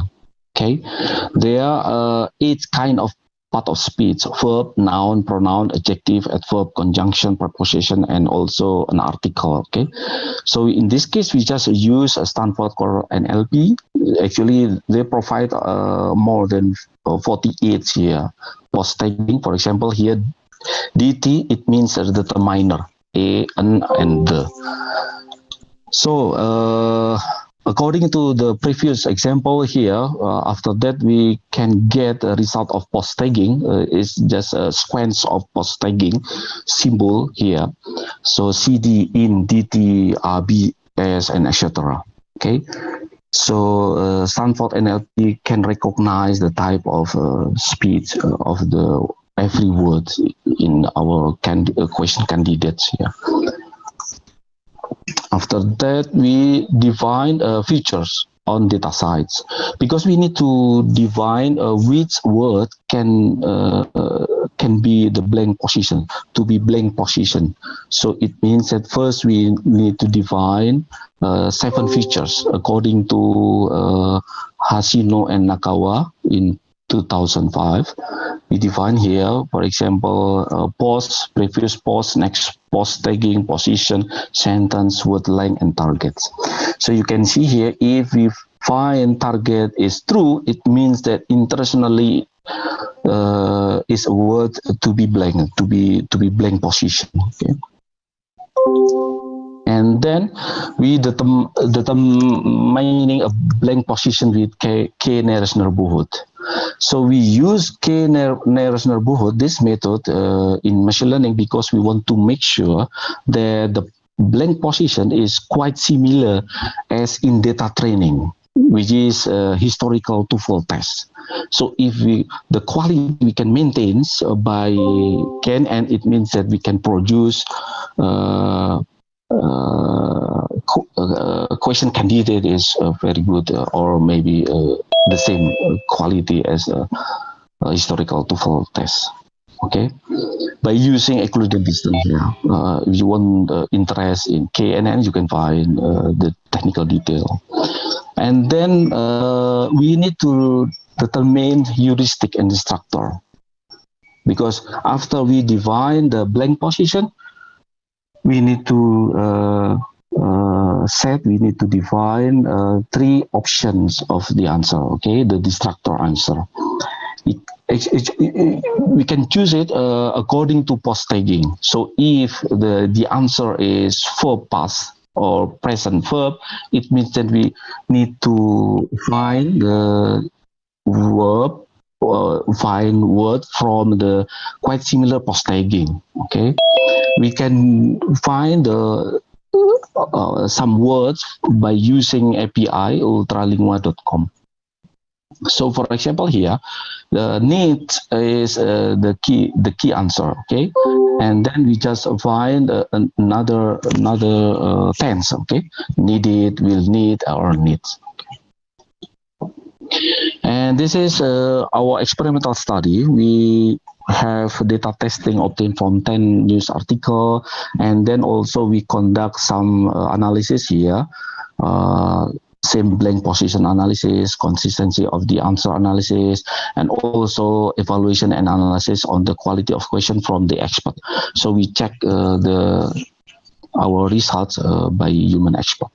Okay, and this is we check also grammatical correctness, answer consistency, and difficulty index. So we need to define a difficulty index, and we got I think it's reasonable 81.93%. Okay, and also we compare with other research here. You can find a lot of research here, and so this is the conclusion of the research. So we already done to design computational model, okay, to produce sentence completion. And as I said before, that if you are interested, you can find in this from this application. Okay, now we come to the second one. Actually, it's quite similar here, and also you can find this research in Journal of Computers for Society. The differences is the form of question. So if sentence completion means that we have a filling in the blank question, okay? But in error identification, we have a complete sentence here, and also we have some words that have underlined. So we just find the incorrect one, okay? So it means that incorrect word is the answer here. In this case, we are using not a KNN, but a Levenstein distance. So actually, it's quite similar with the previous one. We need to determine which word that can be underlined, and then we need to choose which word that incorrect one. And because we want to maintain the quality of question, so we need to check with the historical TOEFL test, okay, by using this one, Levenstein distance and heuristic. So, and this is a model. So the difference is in this stage, post similarity by Levenstein distance and also the heuristic. Okay, and this is quite similar. And I've already talked Jack and also part of speech. So you can see here that why we need to analyze part of speech instead of words, because actually we just analyze the pattern of part of speech. We can have another words. It doesn't matter. It doesn't matter the sentence of the question, but we have to maintain the quality of the sequence of part of speech tagging. Okay, so that's why this step is very important for this computational model.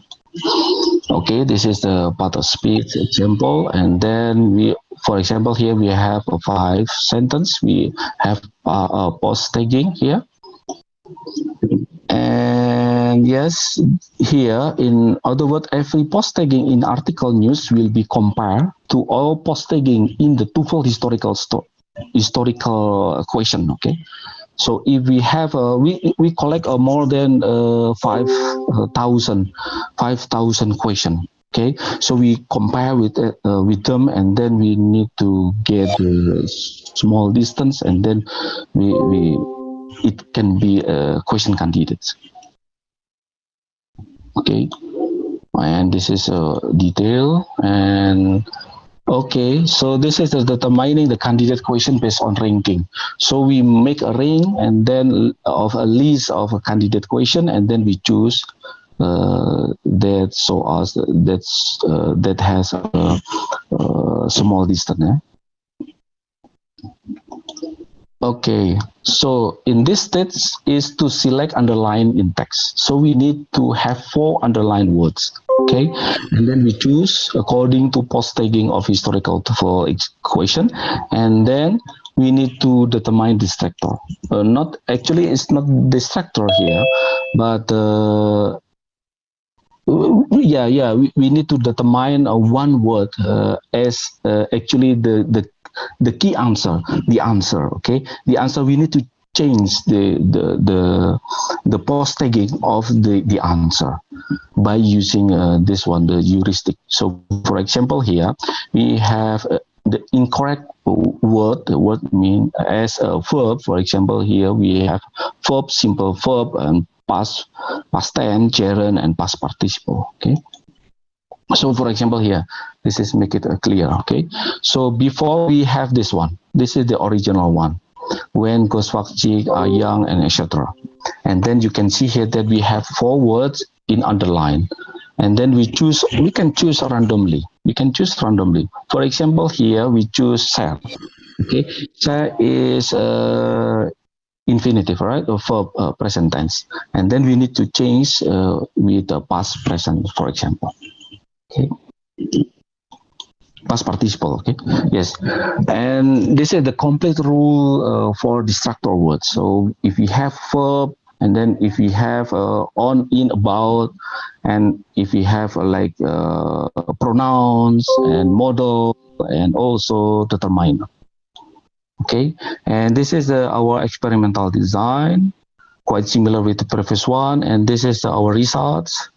So you can see here we have 50 questions that have been generated, and also we test the generated question with a grammar checker, and also we consult with a human expert, and then we can see here the accuracy of the answer key is 80%.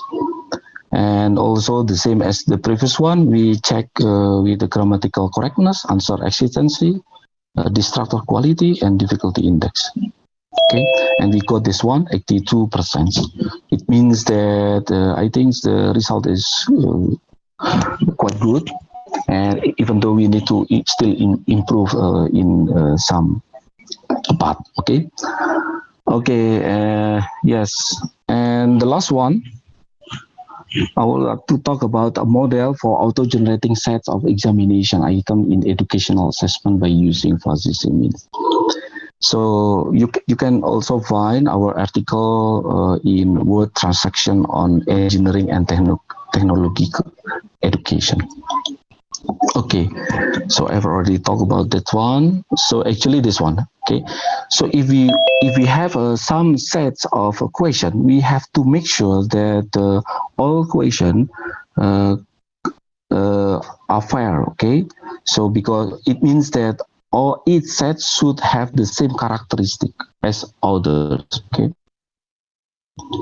So it's not easy. It's not easy, I think. Sometimes a trivial way just to shuffle, okay? We just shuffle the position of items, okay? In this case, in this research, we do not shuffle the position of items, but we can have the different question, but they have the same characteristic, difficulty and quality. Okay, so this research objective to generate sets of examination item automatically that provide the same characteristic in each set.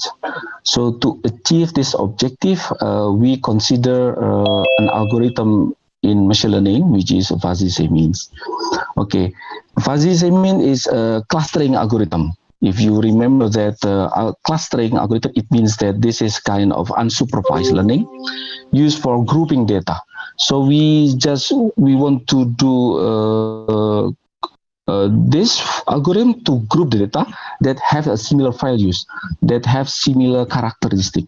Okay, so in this research we consider, because we are doing some computation, we need to represent the same characteristic by this aspect.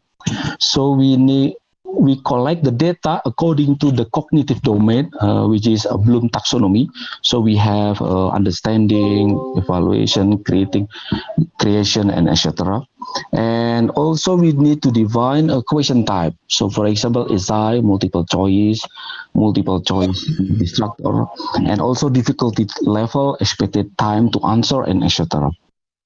So in short, fuzzy semins construct cluster center and membership from these values. So if we define these features, it means that we have a table containing values of every question. Okay, and this is our model. So you can see here that first we need to collect the question. Okay, so we have to have a item bank, and then we, according to the features that we already defined, we need to give the values for every question. Okay, so you can you have to call a human expert to define, to give the values, and we call it a data training. And then we perform a fuzzy semins, and then we get a cluster center. Okay, and also the member of a cluster center. Okay, and then we just pick item from each cluster random, if we pick an item from one cluster, it means that all question in one cluster, they have the same characteristic, the same difficulties, and etc. Okay, and then we can have a set of examination item. Okay, sorry. Okay, yes. So for data gathering, we are using 630 each question related to the following topic. So we just focus on this for testing, for experiment, computer and networking, application layer, and transport layer. We obtain this question from 5 textbooks. So we didn't create our own question, and also we call 3 experts here to determine the values. So for example here, this is one example of the table data training we have. So we have here ID question and also cognitive domain level 1, level 2, 3, 4, 5, 6, and question type and etc. And after running 3 sets of items, so for example here we just set three sets here with computation cost around 33 something seconds, and we can have the member of question here. So the first set, the second set, the third package of question. Okay, and then we need to analyze this one. Okay, we want to make sure that they have same characteristic. Okay. Okay, and then also we make sure that each set contains some question from all chapter. For example, we want to set the question that all question represent all chapter. For example, there is no repetition. And also there is no dominant chapter. For example, okay, and we analyze by using ANOVA here, and then we have 2 hypotheses. So the null hypothesis, which is there is no difference, and this is our target here. And hypothesis 1, there is a difference between the average of feature values on set 1, 2, and 3. Okay, so you can see here that the null hypothesis is accepted. So it means that there is no difference in the average of feature. It means that all question, they have the same characteristic, similar characteristic, even though the question could be different. Okay. So this is our conclusion. So in this research, a model used for generating set of examination items that provide the same characteristic in each set is presented, and we have done it by using fuzzy semi, and we make sure that they have some characteristic because we already represent all question by using Bloom taxonomy, difficulty level, question type, and also we validate the experiment by using ANOVA, and this is our feature work. So this is my concluding remarks. So we believe that tools in data science, for example, here artificial intelligence, machine learning, natural language processing, data mining, can be used to solve many tasks in educational assessment. For example, here to create instrument, to create question items. Okay, and also it can provide many benefits such as fast, of course, automatic, and easy to use. Okay, and this is our future work. I would like to extend the model for reading comprehension, because as you know that in TOEFL and also IELTS, they have a reading comprehension. So we have a passage, and then we create a question automatically. For example, in reading comprehension, we have a pronoun in reference, we have word similarity, and etc. And also 5 W and 1 H right question. Okay, and also we want to evaluate or score ASI test automatically. It's quite difficult here. Okay, and then we can also compare with other method in machine learning, for example, fuzzy rule-based system and graph set. I think that's all. Thank you very much for your attention. Thank you, Pak Lala, for a great presentation. So everybody already presented by two speakers. One is about a generic idea on artificial intelligence, and then giving us the fact and data about Indonesia challenges on artificial intelligence development. While the second one, Pak Lala, very technical aspect about artificial intelligence and give us a very direct result on using or optimizing artificial intelligence in our education assessment. We have many questions here, but before that, I want just to give like a clarification, Pak Darmawan, because we are the one that conducting the PISA study in Indonesia, and for Vietnam, PISA 2018, actually, they are not located in the same table with other international country, because their data just anomaly, and the OECD, the institution that hold the PISA study, would not consider their data or their results comparable with Indonesia and other countries. So yeah, I noticed that one. Yeah, not to defend ourselves, but just to clarify. It's good. So first of all, I would like to give an opportunity for the audience to raise a question in oral. So for all the participants, you may raise hand, and you can unmute.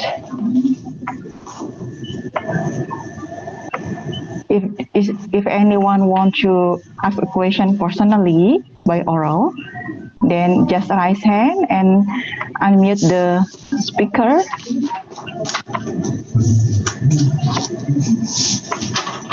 While we're waiting for the participant to ask orally, I would like to read some questions from the chat room.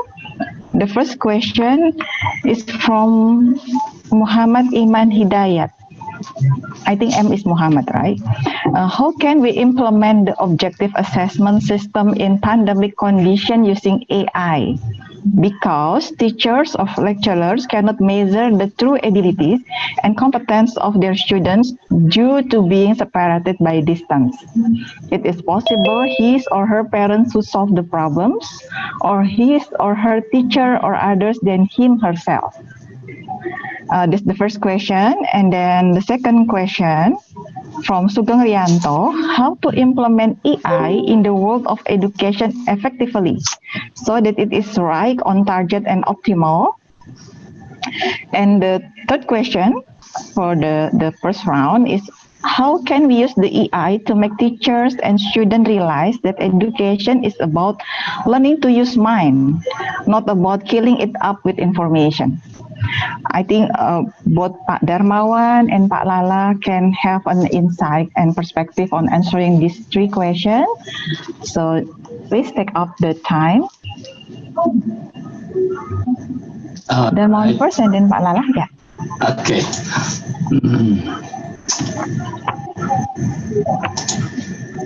All right. So the first one, yes, when you do the test online, we don't know who answering the test. Are their parents who answer the test, or their brothers or sisters who answering the test, or are they honest enough to do it themselves?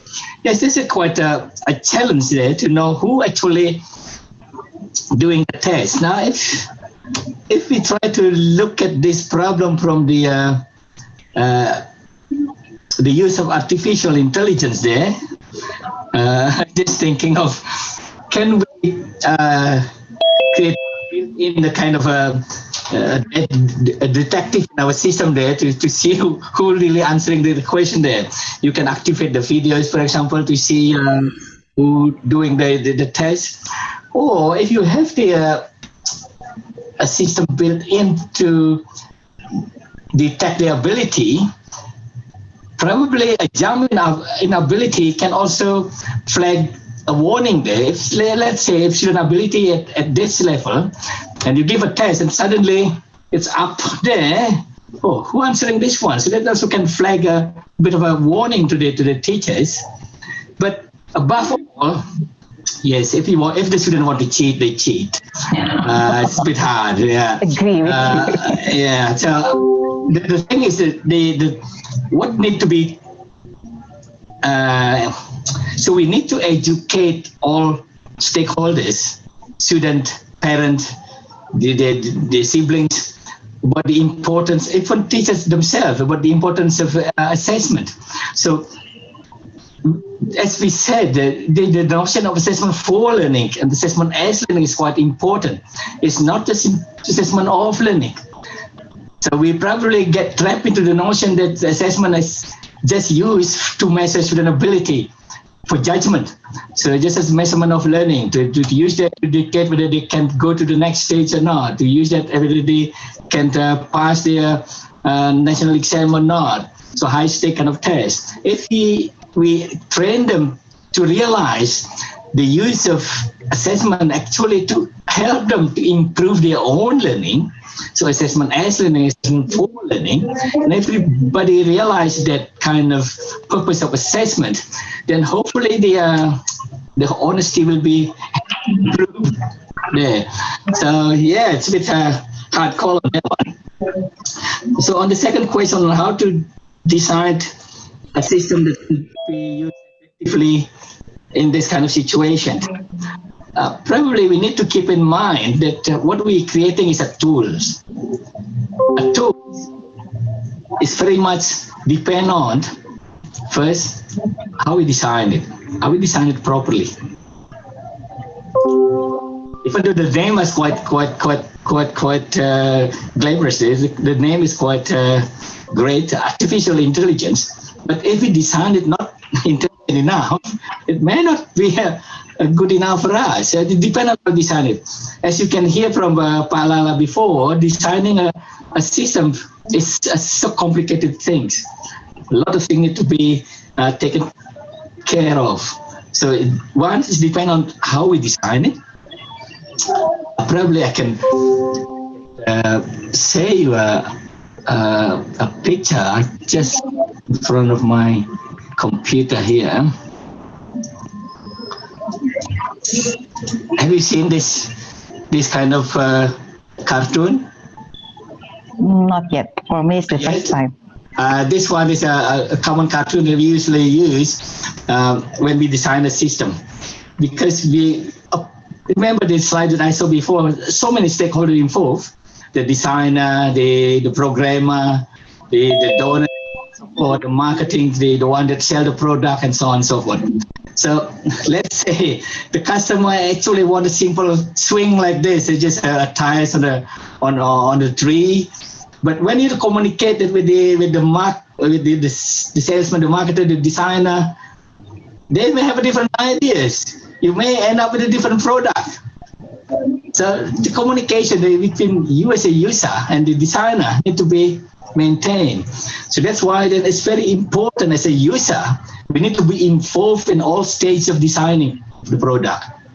So without that, you may end up with a product that you don't need. So that's need to be keep in mind. And the other thing is, and on top of how you design it, also depend on how you use it. How does you use it? How do you use it? And at the end, it will give us information. And the question is, how do you use that information for? Do you use that information to improve your learning? Do you use that information to improve your teaching? Let's say if as a student, if you get a feedback, what will you do to the feedback? Will you just put it aside, don't read it, don't action to it? Or if the teacher knows the pattern of learning like this, what did he do?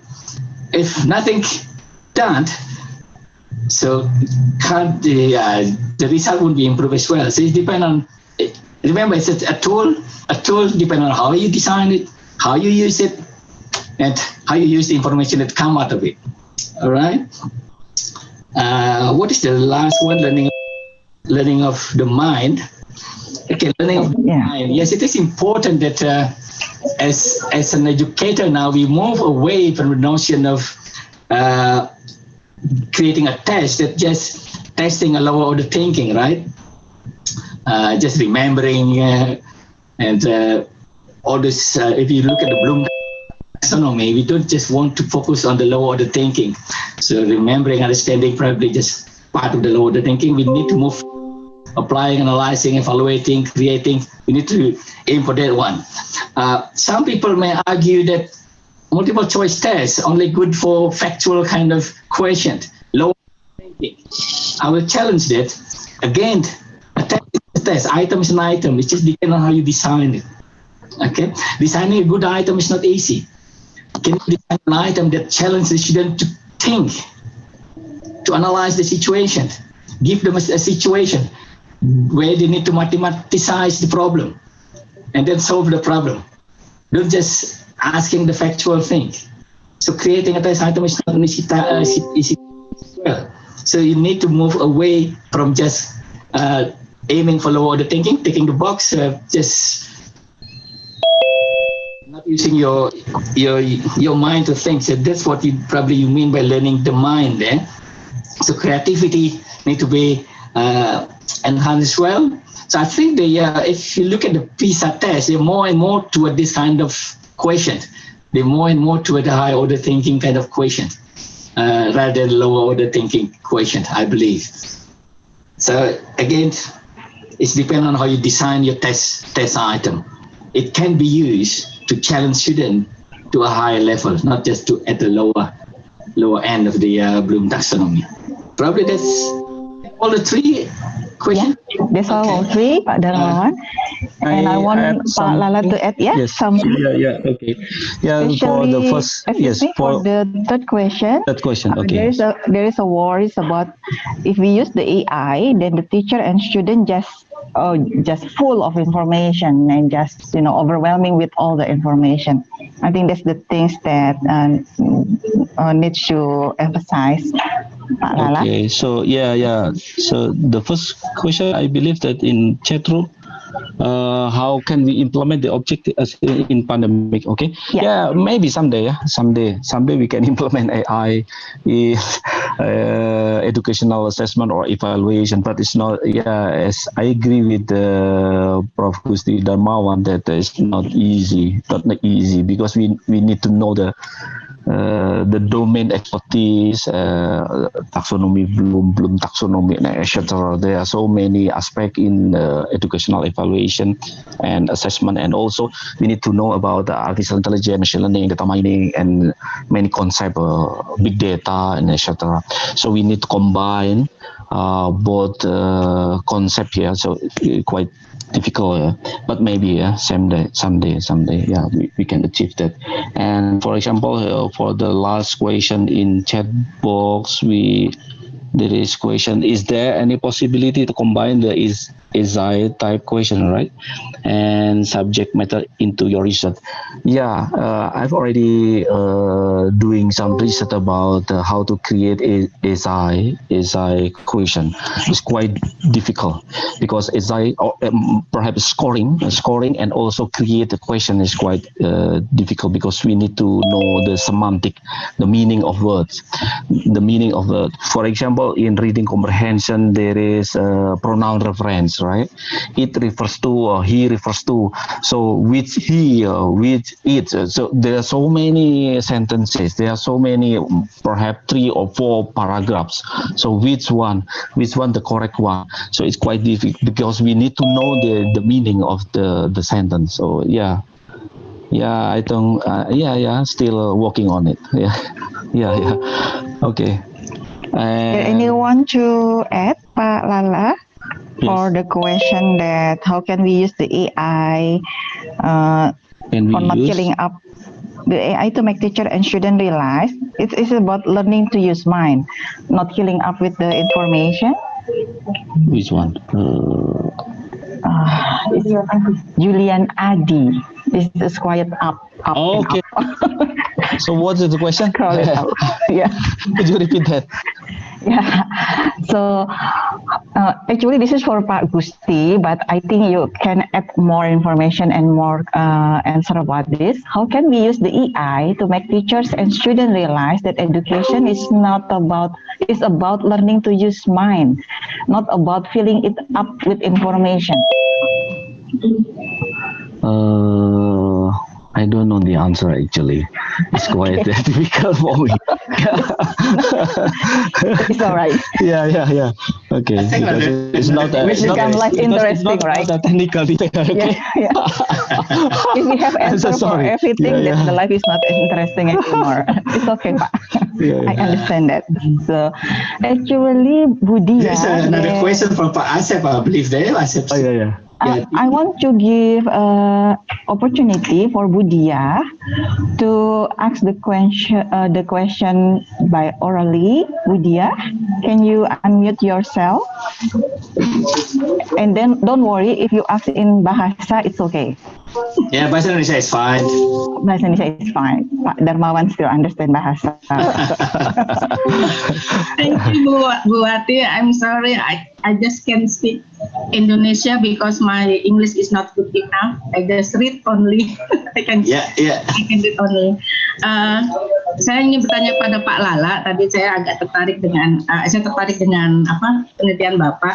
Yang ingin saya tanyakan, apakah dengan penelitian itu Bapak bisa mengcombine antara bentuk-bentuk soal dengan subject matter-nya, misalnya dengan subject matter-nya mata pelajaran gitu, Pak. Jadi berbagai mata pelajaran, materi dari mata pelajaran satu. Yang kedua, apakah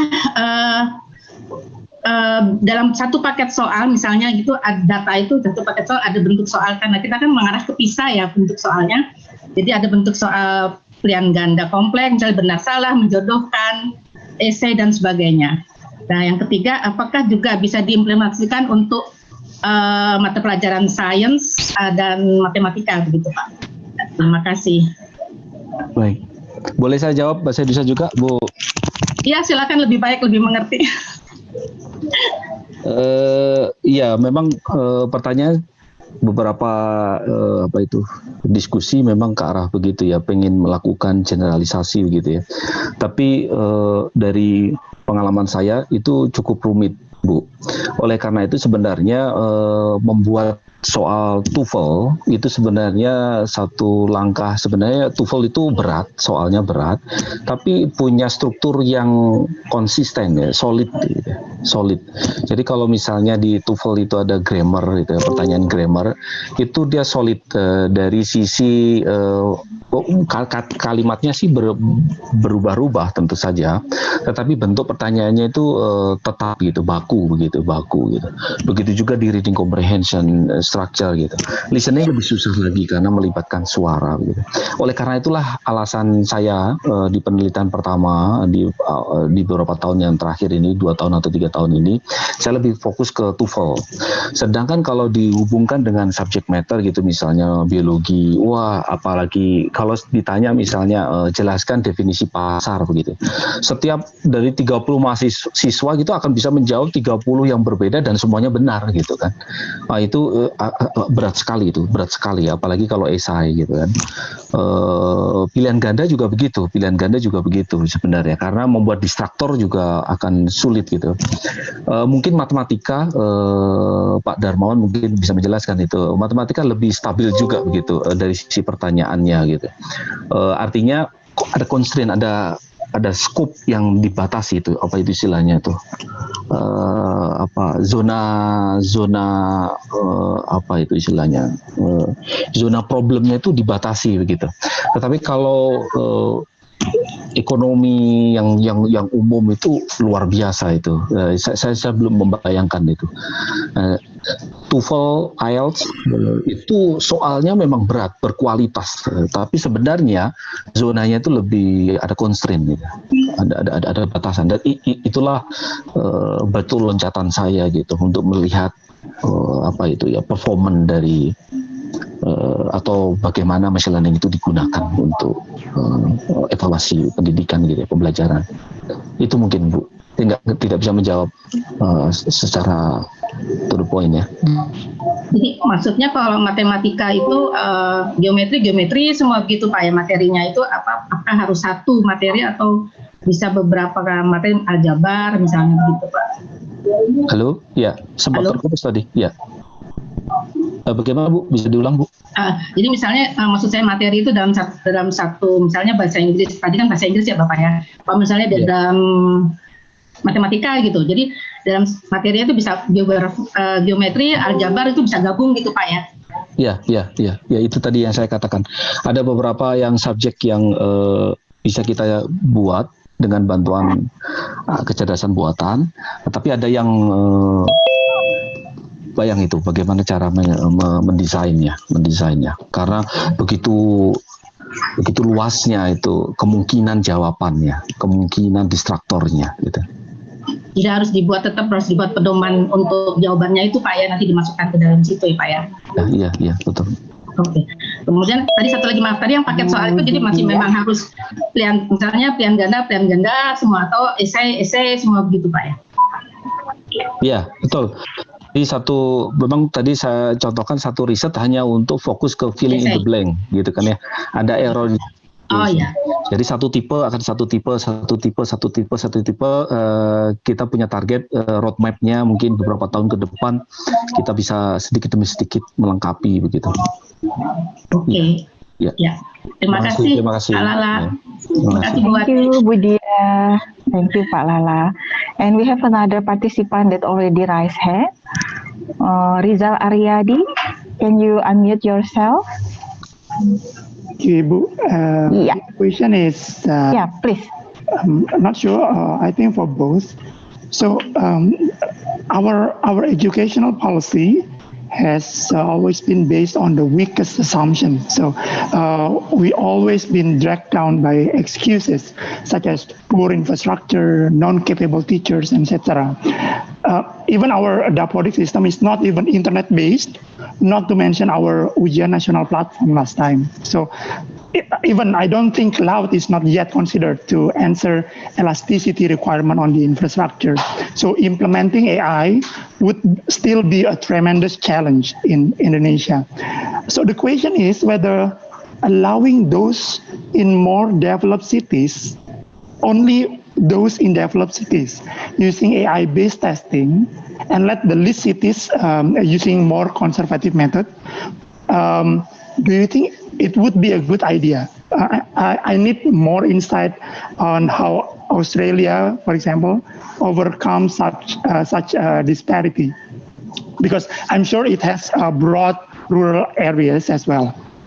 The other question is whether internet connectivity would be a prerequisite for AI implementation in assessment. Thank you. Thank you, Pak Riza. Maybe the first turn will come to Pak Darmawan. There are two questions. Yes, you said before that we look at things from what we don't have, that with not enough expertise in teachers and the education, so on and so forth. So yes, in short, yes, implementing artificial intelligence at the moment in Indonesia, I believe we as I said before in my presentation, we face tremendous challenge there because of so many things that we had. But I think we can take step by step in order to achieve our goal at the end. So what you propose by developing into the city that ready as a pilot project first, it's a good idea actually, because if the infrastructure is not ready, how can we implement something that require this kind of infrastructure in place first? So yes, probably piloting this kind of project in the city that has infrastructure ready first before we extend it to a more remote area, that would be a good idea. But again, mind you that this kind of situation now that we have, the pandemic that we have now, actually, how can I say that? Showing the digital divide even more than what we had before. So those doesn't have the infrastructure, because I read in the newspaper, even the student sometimes need to walk to a place to find an internet. So that's a bit hard to implement in this kind of situation with this kind of system. in Australia, luckily, we have those kind of coverage, including on the remote area. We don't have problem with those limitations. So because we are small, big in terms of land area, but very small in terms of the population in Australia. So it's not as big as in Indonesia. We only have 35 million all Australia compared to 275 in Indonesia. Yes, the reach out need to be massive in Indonesia.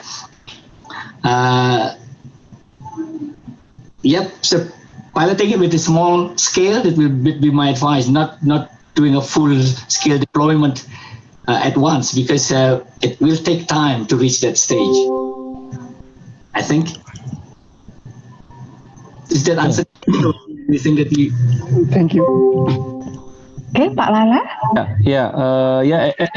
Actually, I just want to answer from the technical detail perspective that, if you, I believe that still AI can be useful for us. Okay, even though just a little or just small. So for educational system, our system, okay. But so actually, from the technical, if let's say Bu Moderator, Bu Rahmawati has the data set, so actually we can analyze the data, and then we can see the behavior, the pattern of the data. So if we see deeply in the data, I believe that the data will be useful for us. Okay, so without using internet. Yeah, without using internet. Because that's the second question. Do we need internet as a prerequisite for the AI? No, right? That's it depends on the case. Okay, depend on your problem, of course. Yes. If I can add something onto that second question, is internet essential? If we build everything online, yes, it is essential, but we can build things offline as well. You don't have always having a synchronous kind of system, but you can't make it asynchronous as well. As an example that we have here in Australia, the learning, have you heard about learning object? The learning material, we have a object. Can you see this on your screen? I saw it on the screen. I see hands. Learning object in form of a CD. Sorry, I can't read that on Apple Watch. So in a CD, this can be distributed to area that doesn't have internet connection. You can just load it into the local machine and work it that way. So there is a way around it, but we need to be creative on what we have so far. Yeah. And Pak Lala, do you have any other concern about this? The second, and give an example about how to use AI without internet connection? Yeah. As I said before, that it depends on the problem actually. Yeah. And actually, just to add information, in the Center for Learning and Assessment, as I mentioned before, we have data from the UNBK, Ujian Nasional Berbasis Komputer, with the time response data. We already know every time the student clicks on the system, we know how many time he spent in one items and jump into another items, and then we can do the student behavior on doing the test, and we have a very surprising result about that the student that randomly answered the question, actually the student who got lower scores, while the student who doing the test like one by one and spend on average the same amount of time within items, that's the student with the higher score. That's just an example, but we do it without any internet connection actually. Yeah. And also, if you don't mind, I'm very happy to collaborate with you because I don't have a data. Okay. Yeah. Sure. Yeah. We'll talk it after the session, ya Pak Lala. Yeah. Okay. Thanks, I will japri you. Okay. Thanks a lot. Actually, there are many questions more, and two participants raised the hands, but it's already 4 past to 11, and in 11 o'clock the schedule we need to go to the meeting room again in the ballroom to hear the coaching clinic. So sorry for the participant that not yet being answered their questions. Thank you so much for Pak Darmawan and Pak Lala for the very interesting presentation. I hope everybody here can get benefit from all the presentation and from all the discussion and the sharing session. Thank you so much, and I hope this is not the last meeting that we will discuss and sharing our opinion and our ideas. There will be more events in the future. Stay healthy, stay safe, and keep the spirit for all of you. And I'm sorry if there is something that not inconvenience caused by my facilitation today. Thank you so much once again, and Assalamualaikum warahmatullahi wabarakatuh. Good afternoon, and I think it's the right time for not only us but also for Pak Darmawan to have a very late lunch. Thank you. Okay, thank you for having me. Thank you very much. Okay, thank you very much. I think everybody just stay here, and then the host will relay us to the meeting room, to the coaching clinic session. So not leaving this.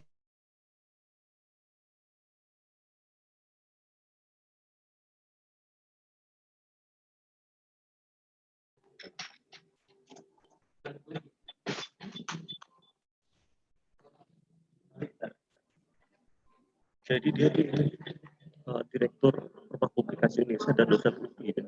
Itu aja kalau pengen singkat-singkat.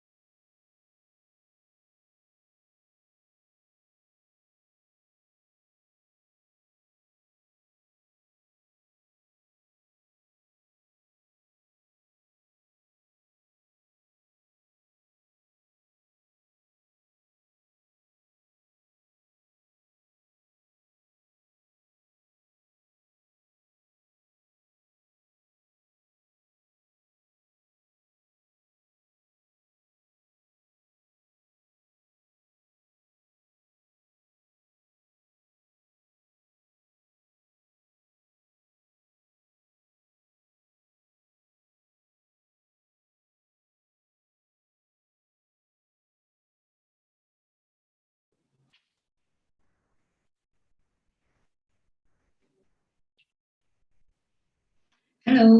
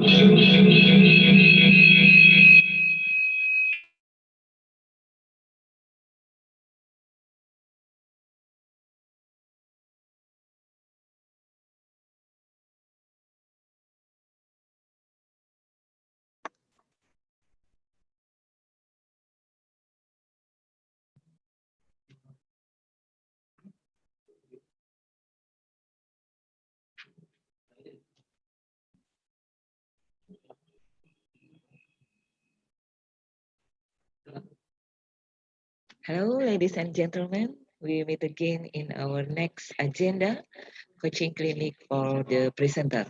Before we continue this session, I'd like to thank you Ibu Dr. Rahmawati, who become moderator in previous session.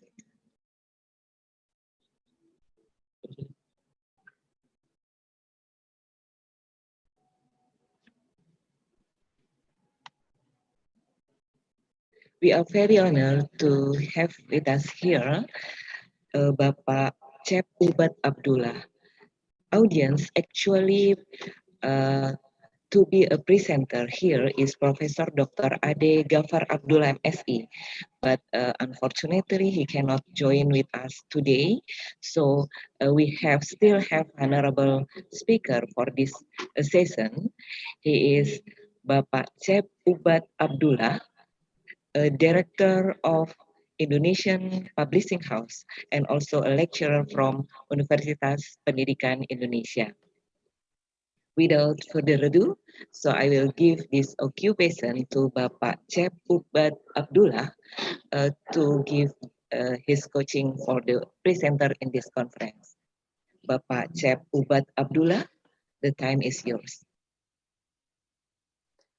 Thank you very much, Ibu Hani, for moderating this session. Assalamualaikum warahmatullahi wabarakatuh. A very good afternoon to you all, and probably if there are some overseas participants, good morning, good evening, in which side of the world you are. First of all, allow me to deliver the warmest regards from Professor Ade Gafar Abdullah. Initially, he was supposed to present here, but tomorrow he has to be inaugurated for his professorship at UPI, so he cannot be here, and I'm replacing him. I really hope that that doesn't affect anything, especially the spirit of publication, the international publication on reputable platform. Allow me to share screen.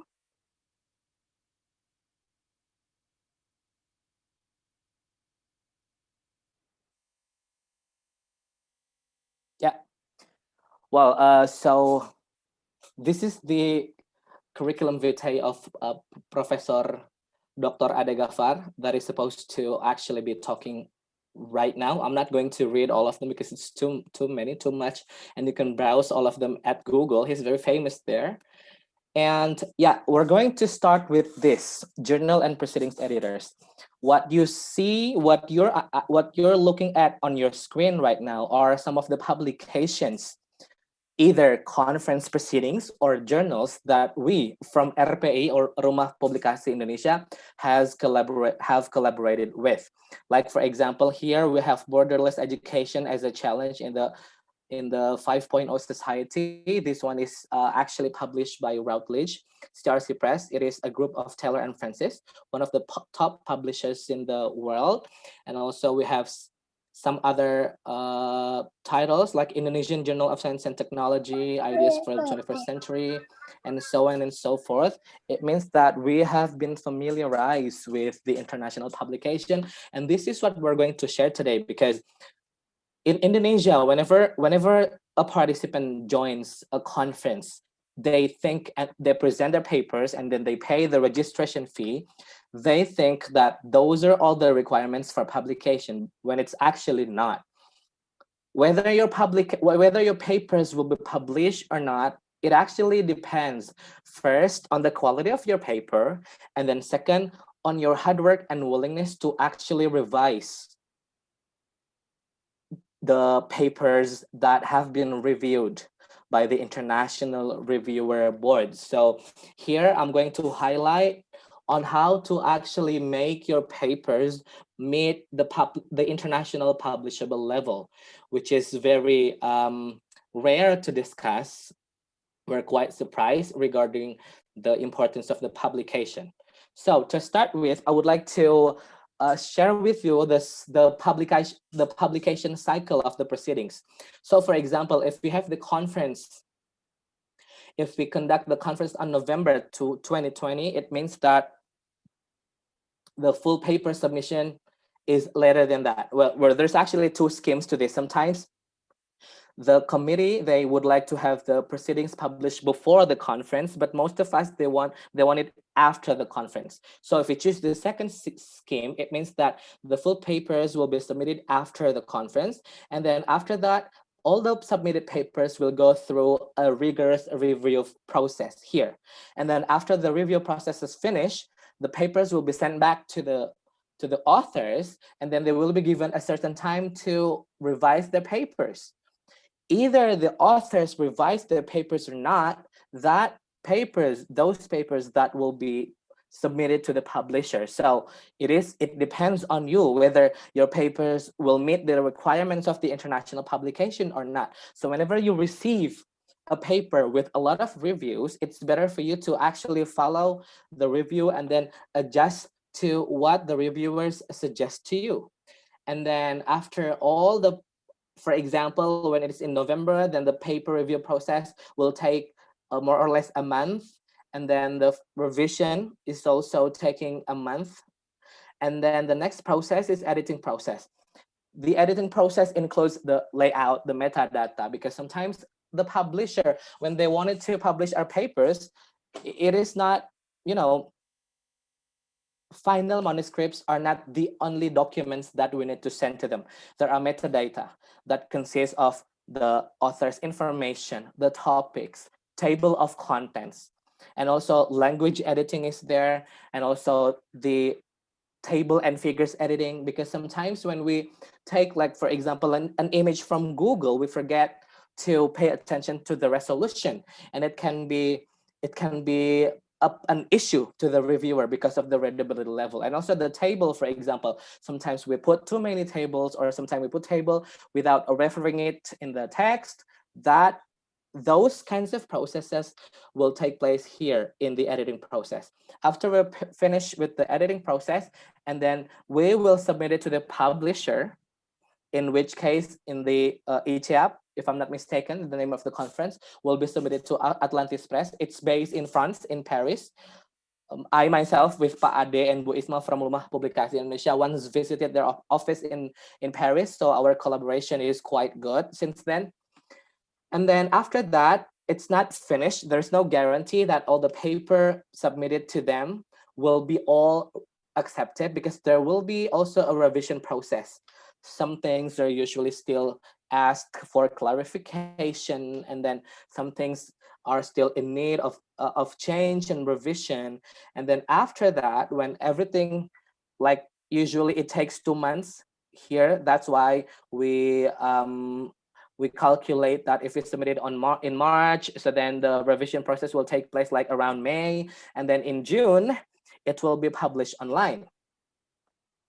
The other problem is that whenever your paper is published online on the publisher, they are not automatically indexed by any indexers. It can be Scopus, it can be Web of Sciences, or Clarified Analytics, or even Google Scholar. So the indexation process, this is what we need to educate to our presenters and authors and participants, that once we have our paper published, indexation takes another long process.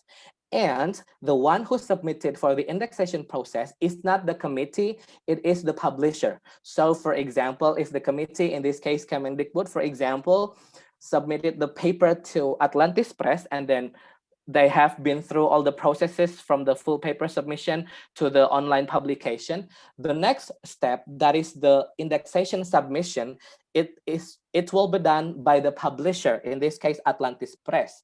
It means that we, the committee, and also we from Rumah Publikasi Indonesia, for example, as a consultant, we don't have any authority for the indexation of any indexation. It can be Scopus, it can be Web of Science, it can be also Google Scholar. Even when we ask directly to the CEO of Atlantis Press, his name is Zeger Kersen, we asked them, why does the indexation take so long? And then they said, we don't know, because they don't tell us. We just submitted all the requirements, and then if there is something to add, they will tell. If there is something to revise, they will tell, and then that's it. We don't know how the process is actually taking. So this is very important to take note that it takes place. Look, like for example, if we have the conference in November 2020, the shortest, the fastest time period that we will have for our papers to be indexed is on October or December 2021, or sometimes it can take even longer.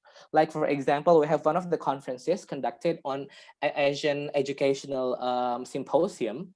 The indexation took 2 years. The papers took 2 years to be indexed. So that is why we need to be educated about this.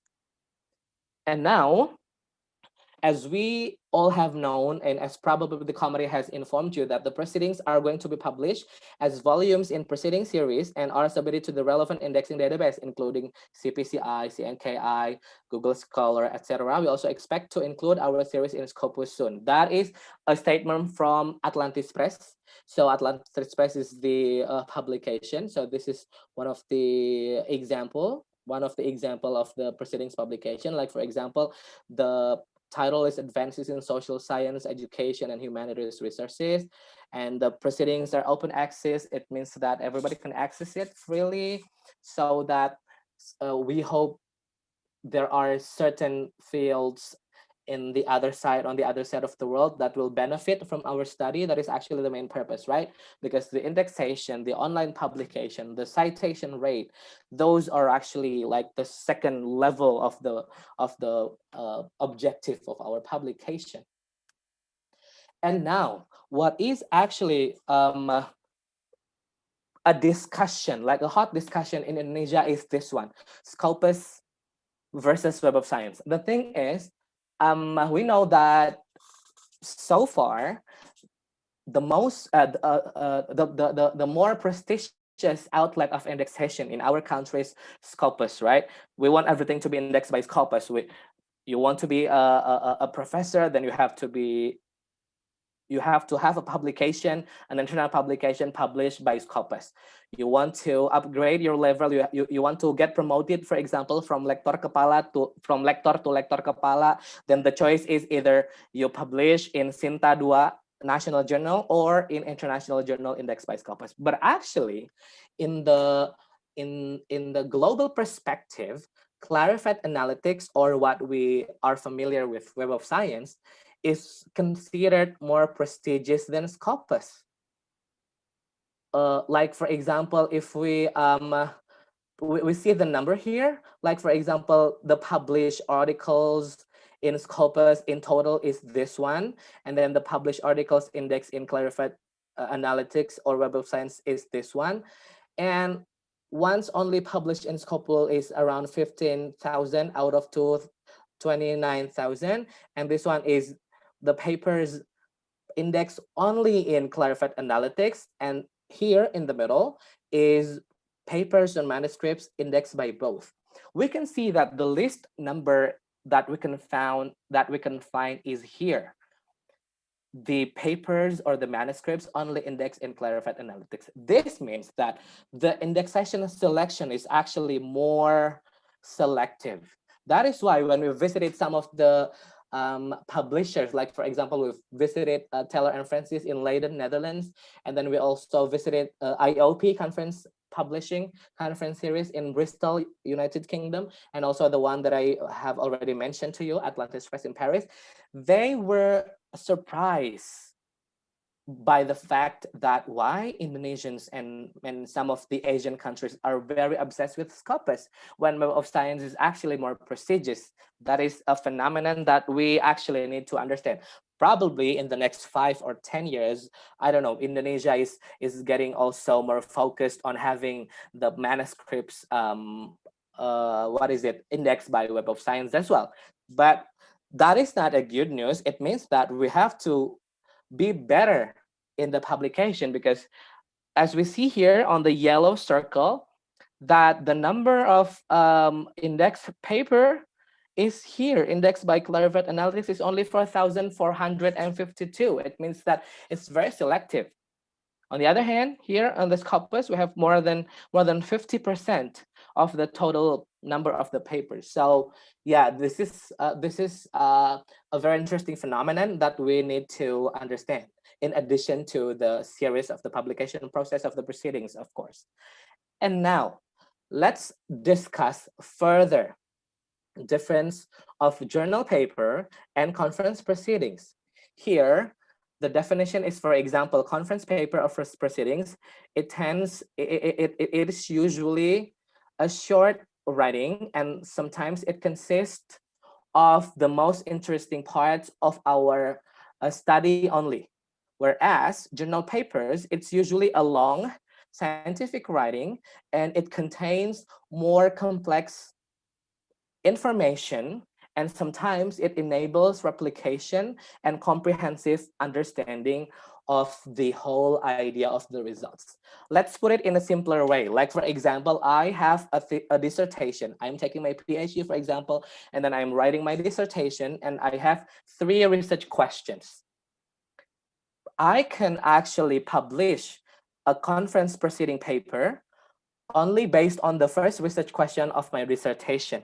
Why? Number one, because I want to ask for confirmation and clarification from my fellow researchers in the same field that what I'm doing is actually researchable or interesting, and it has like benefits and contribution to the science and technology and the humanity and the society. And then number two, it actually aims for us to tag any topic. Like, for example, if we have a look at international participants, overseas participants, I mean, joining international conferences, most of them wanted to attend there to actually discuss and then to have feedback from others so that they can proceed their paper. That is the root of the word. Proceedings is a paper that still proceeds to the final results. So that is the first objective. And then the second objective is to tag any topic. Like, for example, we know that this topic is a very hot issue in our field, and then we wanted to study it, but we are still collecting the data, but we wanted to tell the world that this is the topic that I'm investigating right now. So sometimes researchers, scientists, they publish it in conference proceedings. Whereas if we want to publish a journal articles or journal papers, if we are still referring to the analogy that I have, it means that from the 3 research questions, the journal articles should contain 3 of them. We cannot like choose one of them. That is one of the most essential differences of conference journal or proceedings and journal article. And what we're actually writing here on the conference that will be submitted to Atlantis Press is a conference proceeding. But still, even though it is a short writing, even though it is a short scientific publication, everything should be finished. I mean, it has to contain all the structure of the paper. It has to start with the title, introduction, and then conclusion. We cannot publish an unfinished work. Yeah, so now after we have investigated and discussed the difference between journal articles and full proceedings, there are also other types of international scientific publications. Like, for example, we have book series, or sometimes there is a literature review or book chapter or a short communication. All of them have actually differences in the minor level. But basically, all of this paper basically consists of the same structure, which we abbreviated into IMRAD. The I, it stands for introduction. It is about what other people have done and why we do what we're actually doing. And then the method, it tells about how we do what we're going to do. And then the R stands for results. What have we found? What interesting facts that we discovered? And here it's just to make it more readable. It's and then discussion. What does it mean? What do all those matter mean? So all these different outlets of scientific articles, basically they have the same structure as this.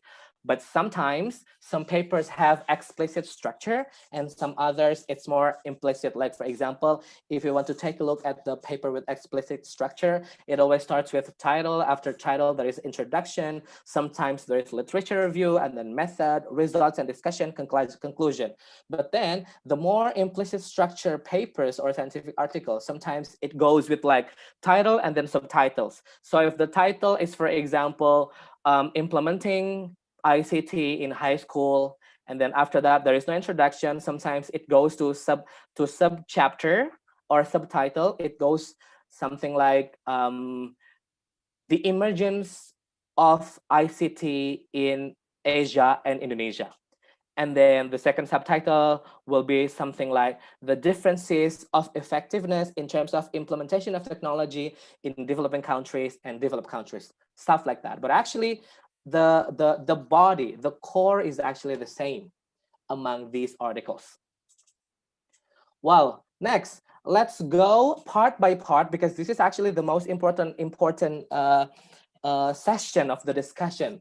I mean, the title is Coaching Clinic after all. So we have to share and discuss about how to actually create a paper which meets the requirement of the publisher.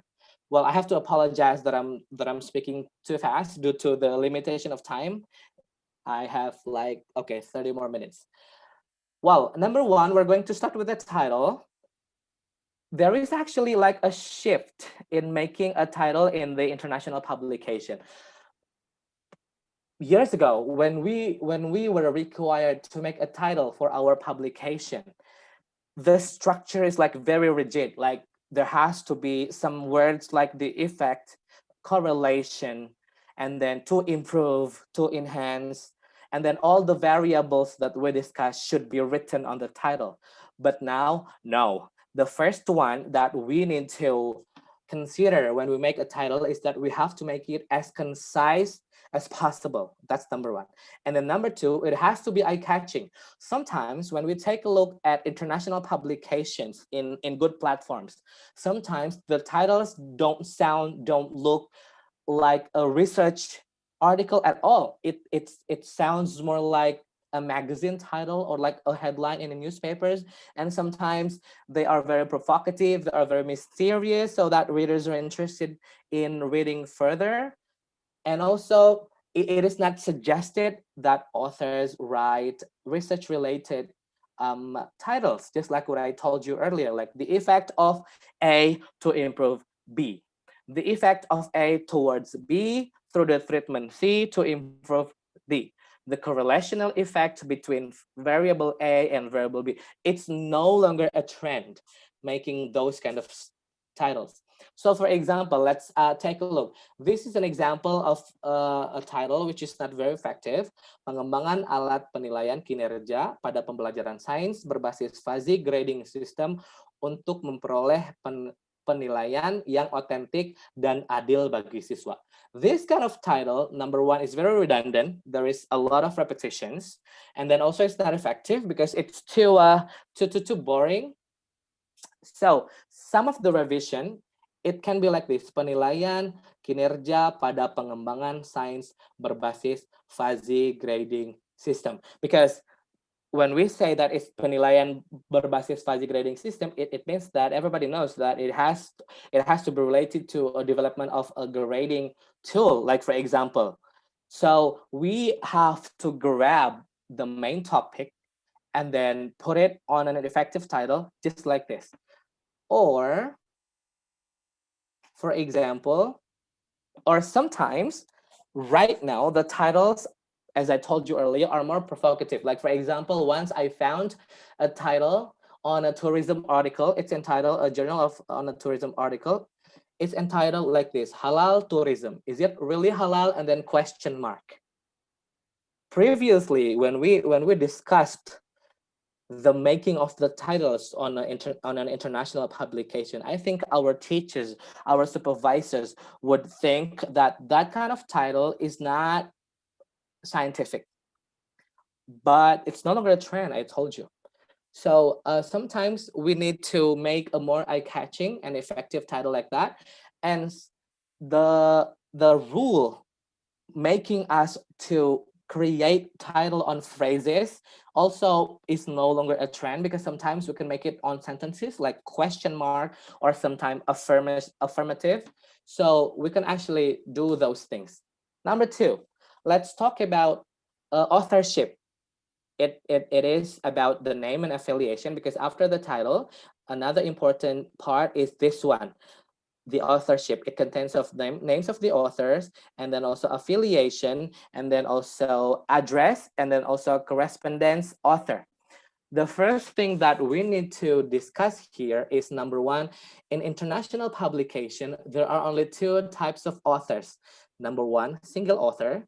Number two, multiple author. And the order of the author, it doesn't mean anything in the international publication. Like, for example, first author, I am the first author, and my friend is the second author, my another friend is the third author. It doesn't indicate any points. Like, for example, that is why when we wanted to assign a corresponding author for that, it doesn't have to be the first author. It is different with the system in Indonesia, because the first author usually has a bigger point, and then second, and then the next authors, they usually have smaller, and it is getting smaller to the later position. Okay, the first thing that that also we need to pay attention to is that when we write our name here on the authorship for the international publication, is we cannot put any academic titles. So here, for example, the names are Nia Amelia, Ade Ghaffar Abdullah, Yadi Mulyadi, without putting any doctor, professor, any educational titles, any academic titles. We don't do that. And also we have to be very careful of different templates of different publisher, because sometimes we need to put our first and middle names on initials. Like, for example, Ade Ghaffar Abdullah becomes A.G. Abdullah, or sometimes we switched it into Abdullah A.G. We have to follow the template of the publisher, of course. And then after that, we have to put the name of the affiliation where we work. And we don't have to translate the affiliation, because number one, it is a name, and then number two, when we translate the name of the affiliation, it can be a university, it can be a ministry. Sometimes the indexers, like the indexers database, like for example Scopus, when they find Universitas Pendidikan Indonesia and Indonesia University of Education, they will think that both are two different institutions. So it is actually better for us to just write it in Indonesian. I even learned that one of the biggest universities in Indonesia, like for instance, like UGM, for example, they have an official letter instructing the lecturers to write Universitas Gajah Mada instead of Gajah Mada University in every international publication, because they're very worried about the database of the indexation. And then after that, and also the address, look, the address, we're not translating any address here. So Jalan Dr. Setiabudi nomor 229 Bandung, Indonesia. And also the last part of the authorship is the email, only for the corresponding author. And once again, the corresponding author doesn't have to always be the first author. In this case, it is the first author, but it doesn't have to be like that. So it is okay for you to have, like, for example, here Ade Ghaffar or Yadi Mulyadi as a corresponding author, as long as that is someone who is willing to communicate with the publisher whenever there is a revision needed. You can assign that person. And also, we strongly suggest that authors here use an official institutional email rather than open access like Gmail or Yahoo account. It is strongly suggested that they use such an official institution email like this, upi.edu. Well, next, okay, I still have several minutes. Abstract. The only thing that the key to make an abstract is that we cannot write an abstract that is abstract. So that's why we need to understand this structure. Your abstract usually starts with a background, like for example here in this topic, penilaian atas kinerja siswa di laboratorium seringkali memberikan kesan tidak objektif dan tidak adil. This is a background why our topic is important to study. And then after that, it's a purpose. Then sometimes it is explicit, sometimes it is implicit, but this one is an example, one of the examples of an explicit one. Like for example, makalah ini memaparkan hasil pengembangan alat penilaian kinerja pada pembelajaran sains melalui pendekatan pembelajaran project-based laboratory berbasis fuzzy grading system. That is one sentence stating the objective, the main objective of the paper. If you have like 3 or 5 objectives, you can just right here the main one. Later, the specific objectives or like the sub-objectives, you can state it in the method part, not here. And the next, we have to explain what kind of method that you administered, that you employed, that you use. Here, it is stated that penelitian ini menggunakan metode pengungkapan pendapat yang diperoleh dari siswa dan guru. After we highlight the method, of course, we have to tell our readers the results and discussion, the main results and discussion of our study. Here we can see the results is that proses penilaian kinerja FGS ini atau fuzzy grading system tadi telah menghasilkan proses penilaian yang tidak kaku, lebih adil dan objektif. And then we close the abstract by conclusion or implications of our research.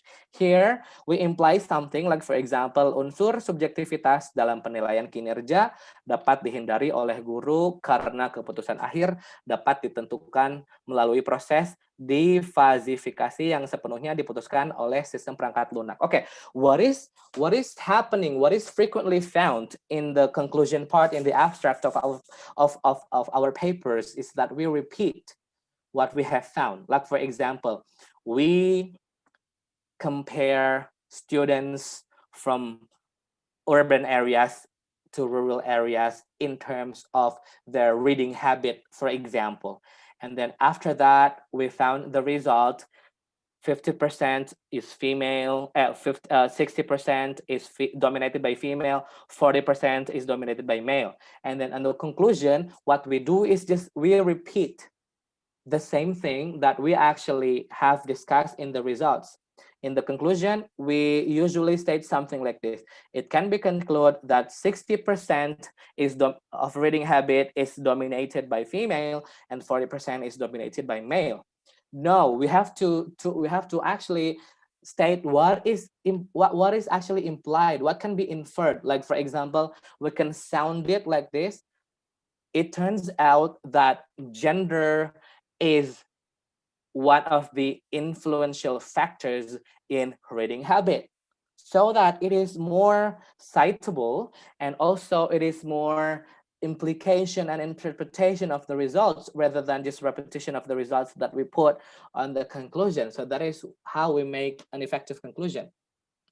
Next, introduction. Well, yeah, it's one of the, it's actually the body. If abstract is entitled is the face of the paper, introduction is the body, because we are going to present, we are going to deliver what is to come to our readers, and hopefully our readers are interested in continuing to read it. So after analyzing a lot of papers in the international publication, we conclude that introduction usually consists of 3 main points. Here, the main points are stated into paragraphs because it's a proceeding, right? So your introduction in the proceeding, it just consists of 3 paragraphs, ladies and gentlemen. The first paragraph, it has to highlight the fundamental phenomena or the importance or the significance of the main topic that we are studying. So sometimes the major issue that we face in writing background in the introduction is that we tend to start with something that is too general. Let me take an example of an educational context, for example. The title is something like this, for instance, improving student speaking ability through ruang guru, for example. And then on the background part, Indonesians usually start with something general, like, for example, curriculum 2013, or in like the importance of English, and then the major skills in English. We have 4 skills, including speaking, blah, blah, blah. Even sometimes 21st century, or like Industrial Revolution 4.0. It is something that is too broad. Whereas the reviewers, they expect us to go straight to the point. So if the title is like speaking ability, and then ruang guru in, like, for example, a developing country, we just straight to the point. We discuss either first, we're going to discuss about the ICT implementation in language teaching, or how important it is for students to improve their speaking ability, or we can talk about the developing country. How does it how is the development, how is the implementation in the developing country? So here we have to discuss our topic straight to the point. That is number 1. And then number 2, we have to discuss it in the global perspective. So make sure that our problem, our issue is something that is worth researching in the global perspective. And then third, it has to be supported with relevant references from international journals. Sometimes we write like 2 or 3 paragraphs without any references. That is not introduction at all. That is like a diary. In introduction, we have to support the statements with references. And then let's move on to paragraph 2. In paragraph 2, we have to highlight the state of the art. We have to highlight the previously related research studies to find the state of the art. For example, when we continue the study using Ruang Guru as an online platform to increase student speaking ability, we have to discuss what has been done by other previous researchers about it, about the speaking. Either it is about the speaking using online game, or like, for example, the online learning platform in different subjects besides English, or like, for example, there have been several studies investigating the same things in like only developed countries, because there is differences between the language prior ability of students in developing countries and developed countries. After we highlight all the previous studies, we can put 3 to 5 previous studies here on the second paragraph. And then after that, here we can reveal the research gap or originality on the novelty. We can say that as there is a limited number of studies investigating online learning to improve students' speaking ability in a developing country like Indonesia, this study is investigating blah, blah, blah. This study aims to. So before we state the research purpose, we state the research gap. But the research gap, it has to be based on the state of the art that we have highlighted on the second paragraph. That is how you create, that is how you compose an effective introduction. So once again, I'm going to repeat it. Point number 1, or paragraph number 1, it is about the significance, the importance of the topic that we are researching, discussed in the global perspective, and supported with references from international journals. And then paragraph number 2 is a state of the art gained from previously related research studies, to eventually reveal the research gap, so that we can strongly say that this is the originality of our study.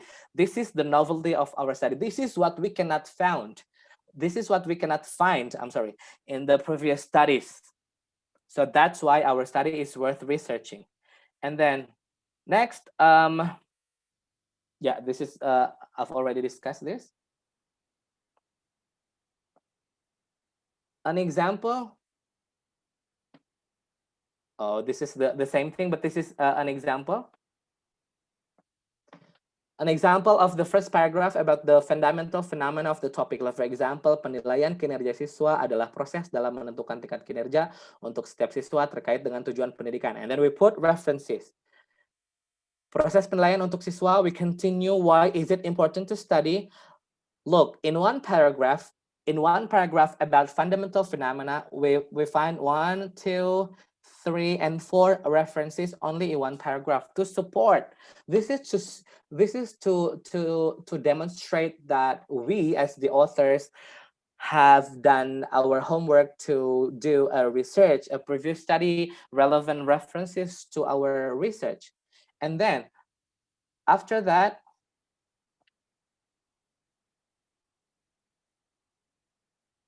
we can say that the gap is like this. We still explain that, and then we also highlight the previous studies here. And then after that, finally, we state the research gap in the last part. Berdasarkan hal ini dapat dikatakan bahwa logika fuzzy dapat digunakan untuk menyelesaikan masalah dalam menilai kinerja siswa. Right? And then next we have literature review. Well, sometimes there are papers with literature review, and sometimes there are paper without literature review. So it is better to understand how to create a good literature review. Number one, literature review is not about fundamental or like basic theories, because sometimes when we create a literature review, we tend to have a list of definitions. That is not a literature review. When, like, for example, fuzzy grading system, and then performa siswa, students' performance. It's not about, according to Abdullah, students' performance is. According to B, fuzzy grading is. It's not something like that, but it is about state of the art from our research. If in the introduction, the state of the art is the whole part of the topic, here, the state of the art is usually divided variable by variable. So what has been done in fuzzy grading system, what has been done in online learning, what has been done in research studies related to speaking ability, for example. And then it is very good that our literature review is guided by keywords that we have arranged. Okay, it turns out that I forget to talk about keywords. When you want to put keywords, ladies and gentlemen, number one, we cannot put words that is too general. Like, for example, education, that is too general. Politics, but it has to be certain terminologies which, when people find something about it, it will be related to our paper. Because right now, keywords are like an index to find like an interesting topic.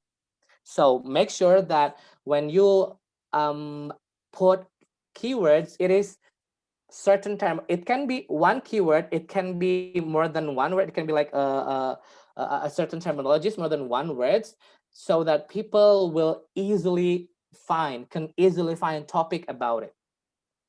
And then, this is one of the most important thing, rujukan sebagian besar mengacu kepada jurnal-jurnal internasional terbitan terbaru. The thing is, when we hear the terminology of international publication, it doesn't mean that our paper is published in English only. It means that the topic should be international also, and also the references should be international also. So everything should be from the global perspective, ladies and gentlemen. All right, these are some of the top 5 publishers which publish papers with good reputation that you can download, that you can have for your references. Number 1, we have Science Direct or Elsevier, of course. Number 2, we have Springer or Verlag. Number 3, we have Taylor and Francis. Number 4, we have John Wiley and Sons. And number 5, we have Sage Publication.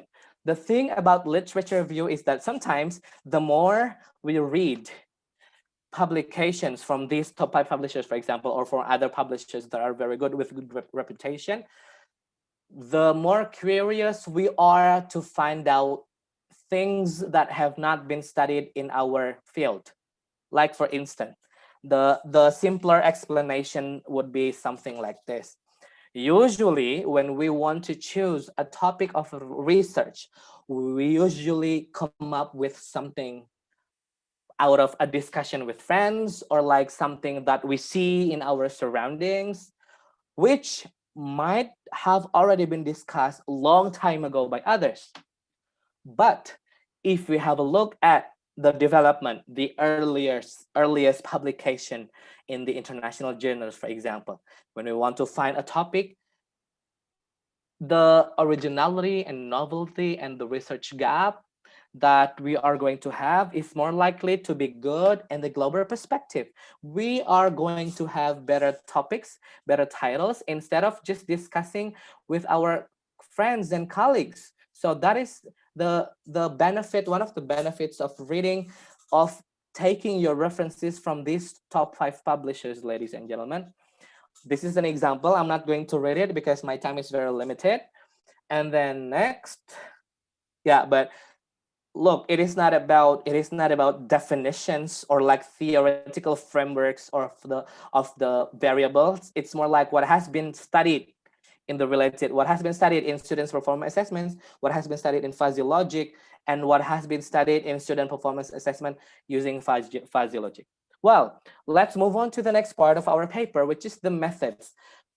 Shortly, we can define method as a procedure to answer our research questions. Like, for example, we have research question number 1, number 2, number 3.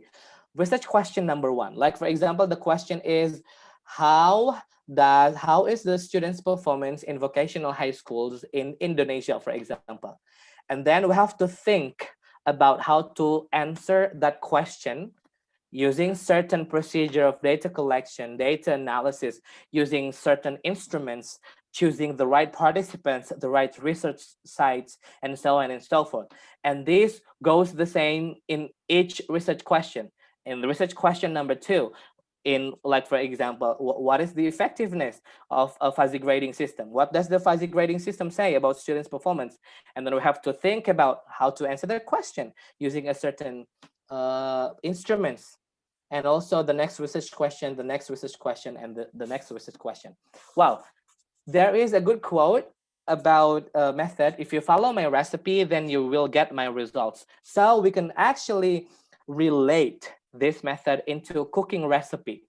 Whenever we wanted to cook something, and then the recipe tells every detail of the step, the materials, how to cook it, we will have the identical results, right?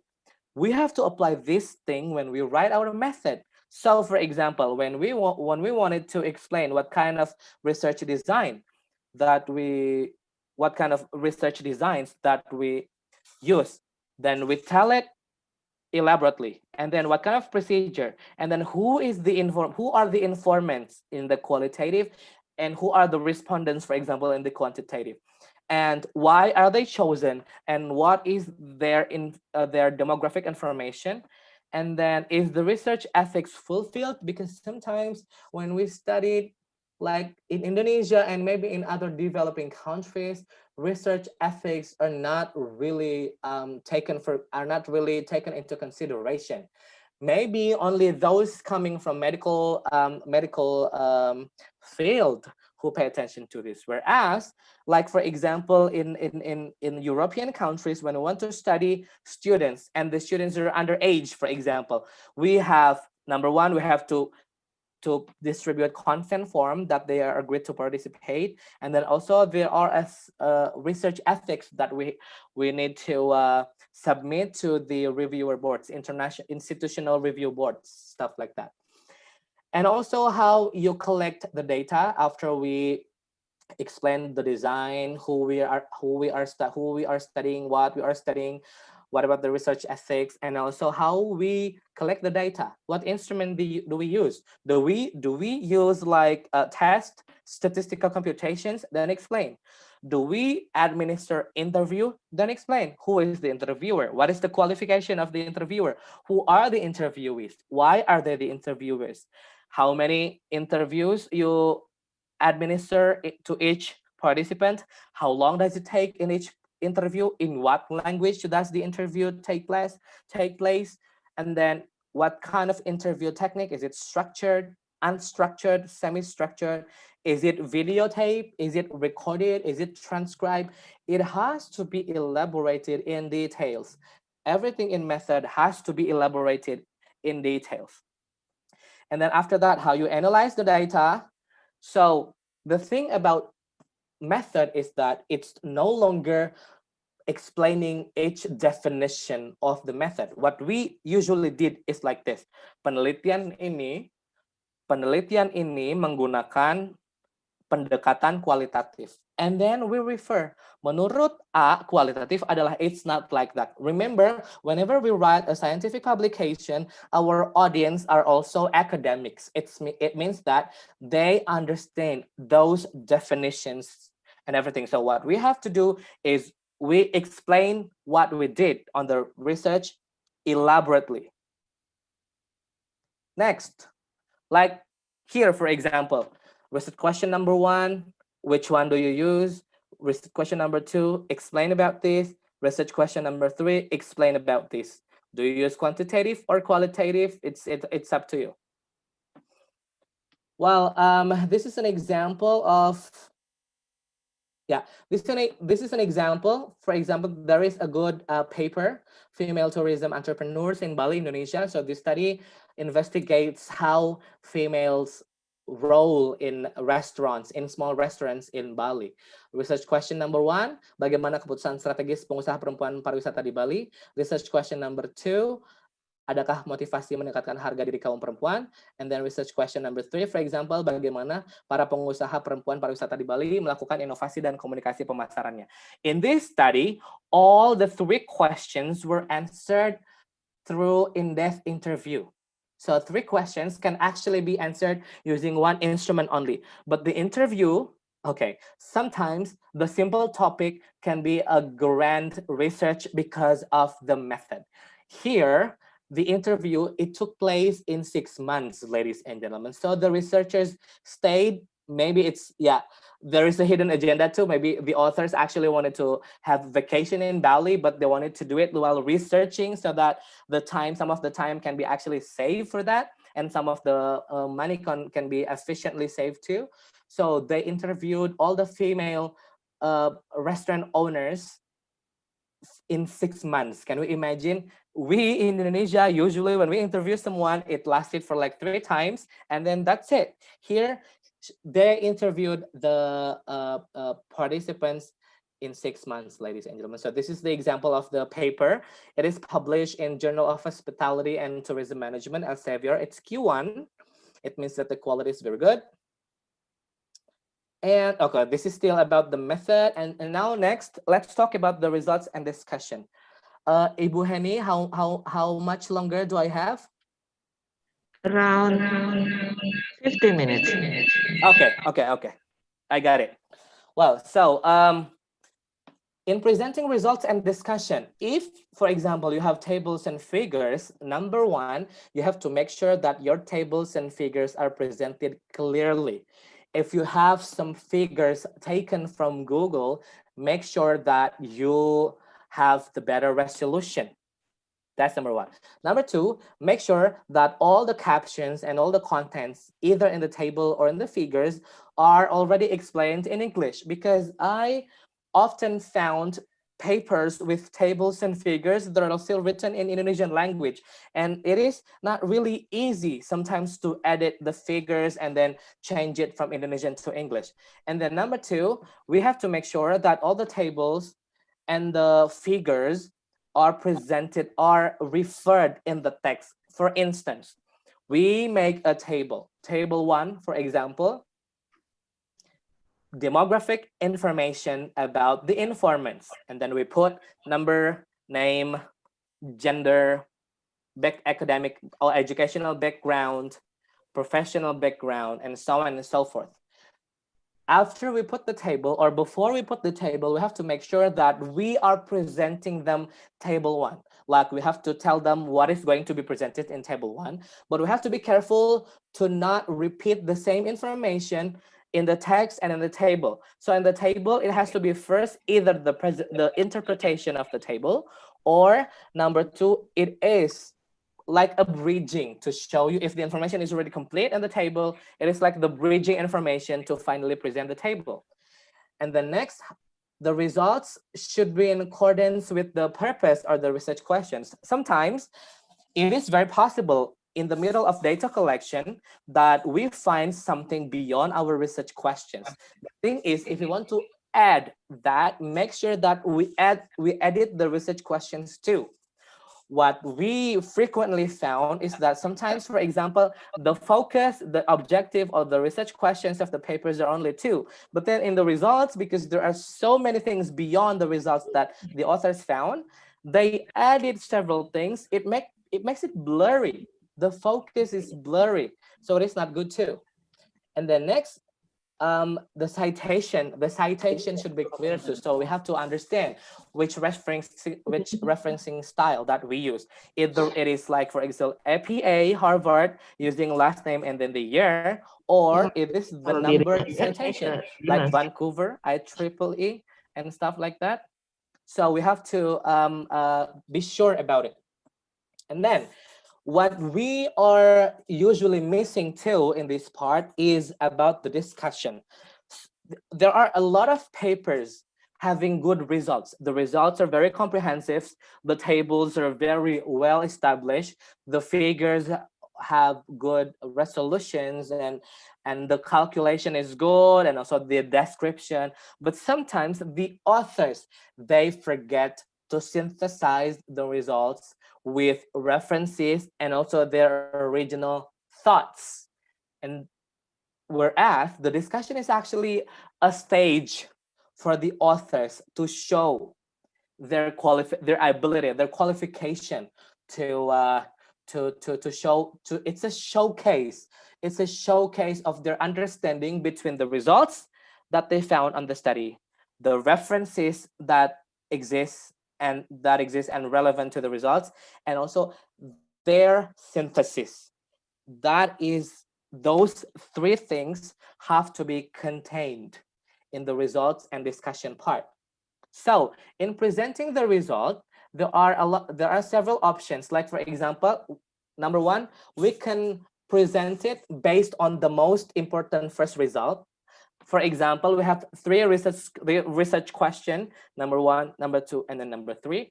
But in the middle of the process, we found out that the most important finding, the most important result is in research question number 3. So it is actually okay for you to switch it. So you start discussing, you start presenting the result from the 3rd research question instead of research question number 1. Or other results in specific order, or like, for example, okay, I think the importance level of each research questions is equal, so I will just make it historically in order. Or we can switch from number 1. We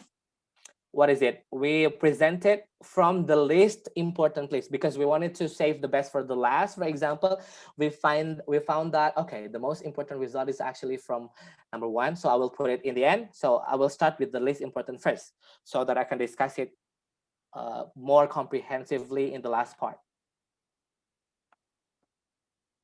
I'm sorry. In presenting your data, sometimes we can present it in words. It is usually found in qualitative research. It is no strange that some of the qualitative research that don't contain any tables and figures at all, and it is okay as long as we follow all the rules and we meet the requirements of the international publication. It is okay, but it is seldom to find it on science and engineering papers. Or we can present it on tabular presentation on tables. But be careful, like, for example, for those who use statistical computations, be careful not to include all the raw calculation tables from the SPSS. So you have to summarize it first, even make it on your own table, to make sure that the information on the table as the result of the statistical computations that you have are only the most important results that readers need to know. We have to, again, bear in our mind that our audience are specific, our audience are scientists as well.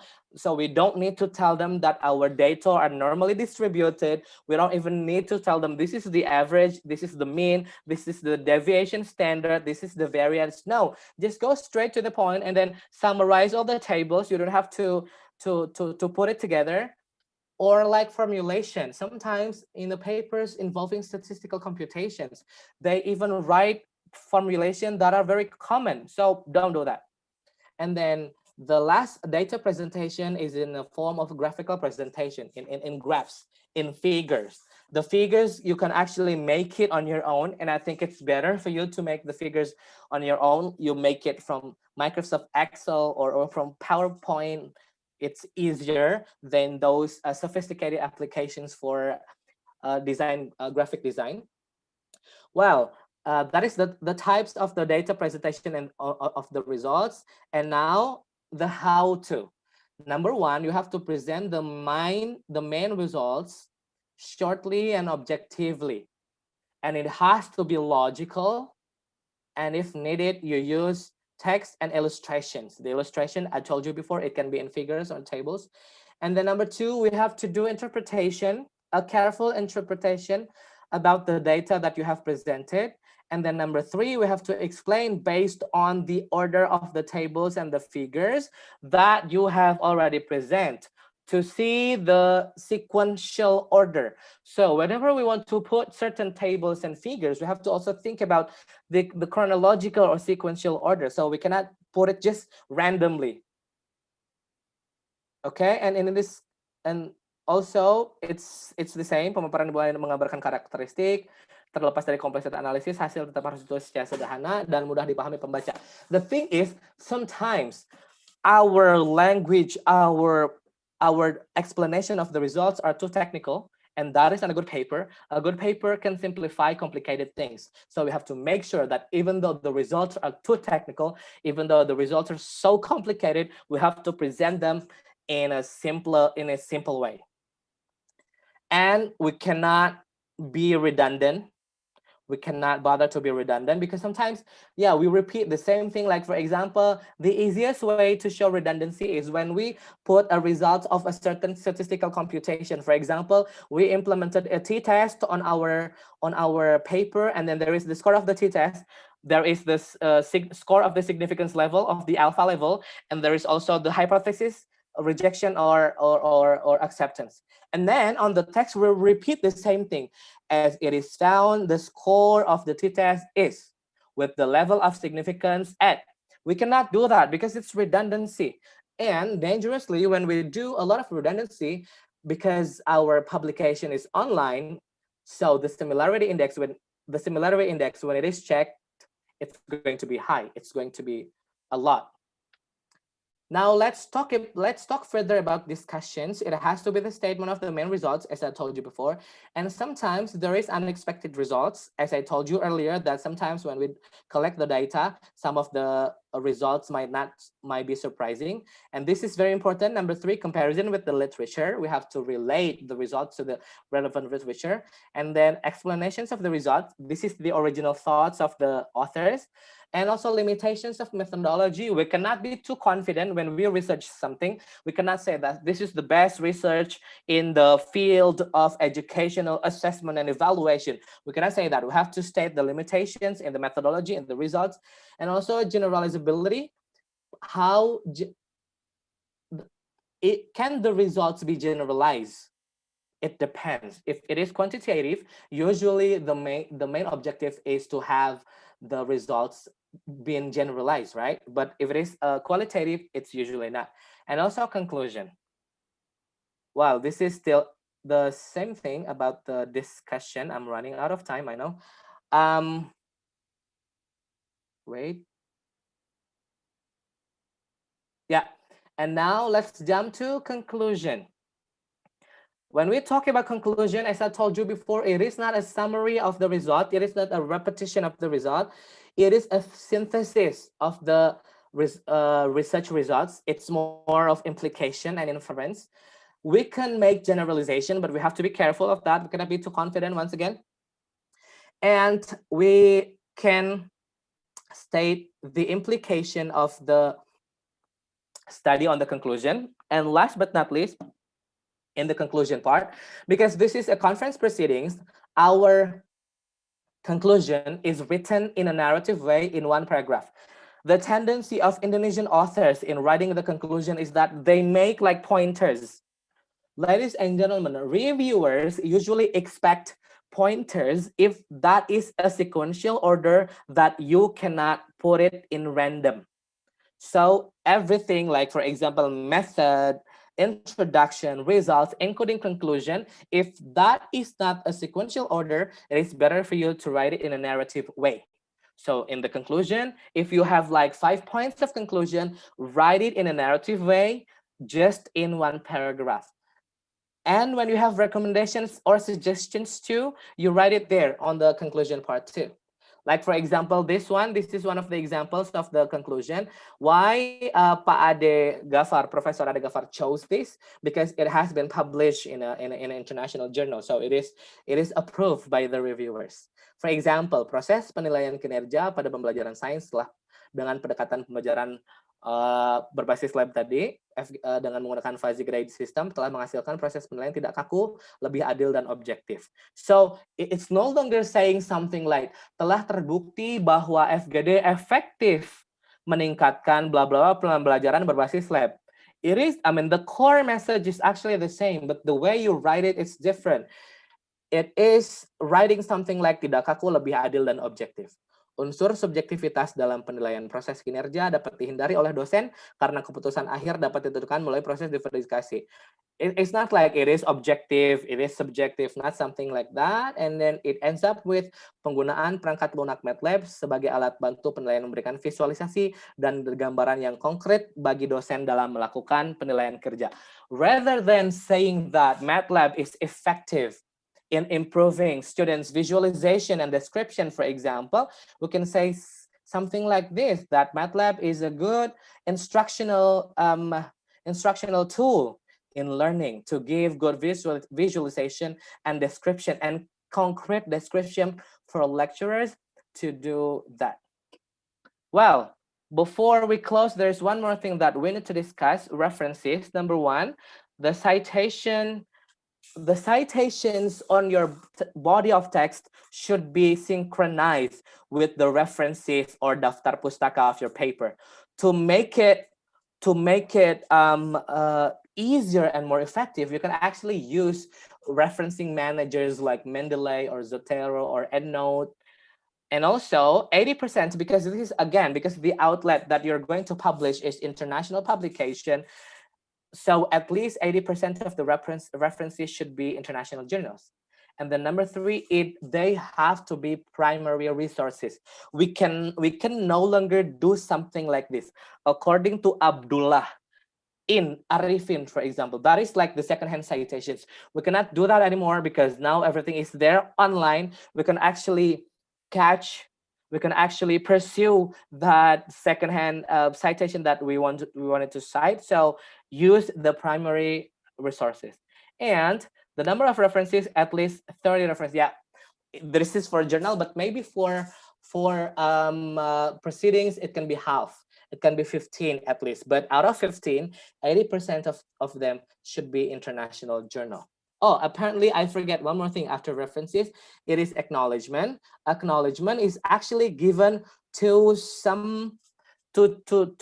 those who significantly and directly contribute to the research. So we don't have to thank like our family, our spouse, everything. But like, for example, if our research is granted with a certain research grant, we say it like this. Penulis mengucapkan terima kasih kepada Universitas Pendidikan Indonesia. So don't thank too many people who are not relevant. So this is the end of my presentation. I'm really sorry if the time that I use is overlaps. I'm really sorry for that. I really hope that this can benefit the authors. Yeah, thank you so much. I hand over the agenda to Ibu Hani as the moderator. Okay, what a fabulous presentation, Pak Hubert. Thank you very much. Thank you very much.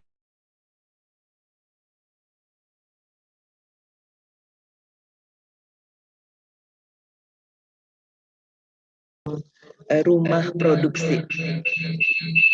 Rumah publikasi. Yes, Indonesia. From Rumah Publikasi Indonesia for the very comprehensive insight and information for us how to be a good research writer and how to publish our paper next.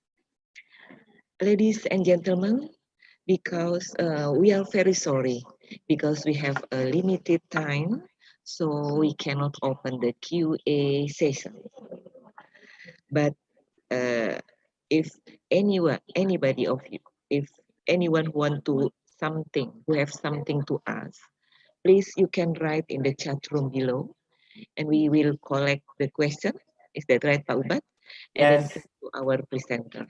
Yeah, I'm very welcome to have those questions on the chat box, Ibu Heni. Yeah, we're waiting for your question. If you have something to ask to Pak Ubat, you can write down on the chat room below. Thank you very much, Pak Ubat.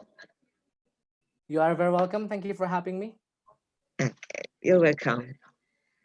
Okay, ladies and gentlemen, now it's time for us to are having break before we proceed to the main session. It is now 12:20, and we have time for break is around 40 minutes. So now we will please you to have a break and waiting for you back to this room again at 1 p.m. Okay, audience, thank you, Pak Ubat. We can break now and we back and meet again at 1 p.m. in this room meeting. Thank you very much. Have a nice break.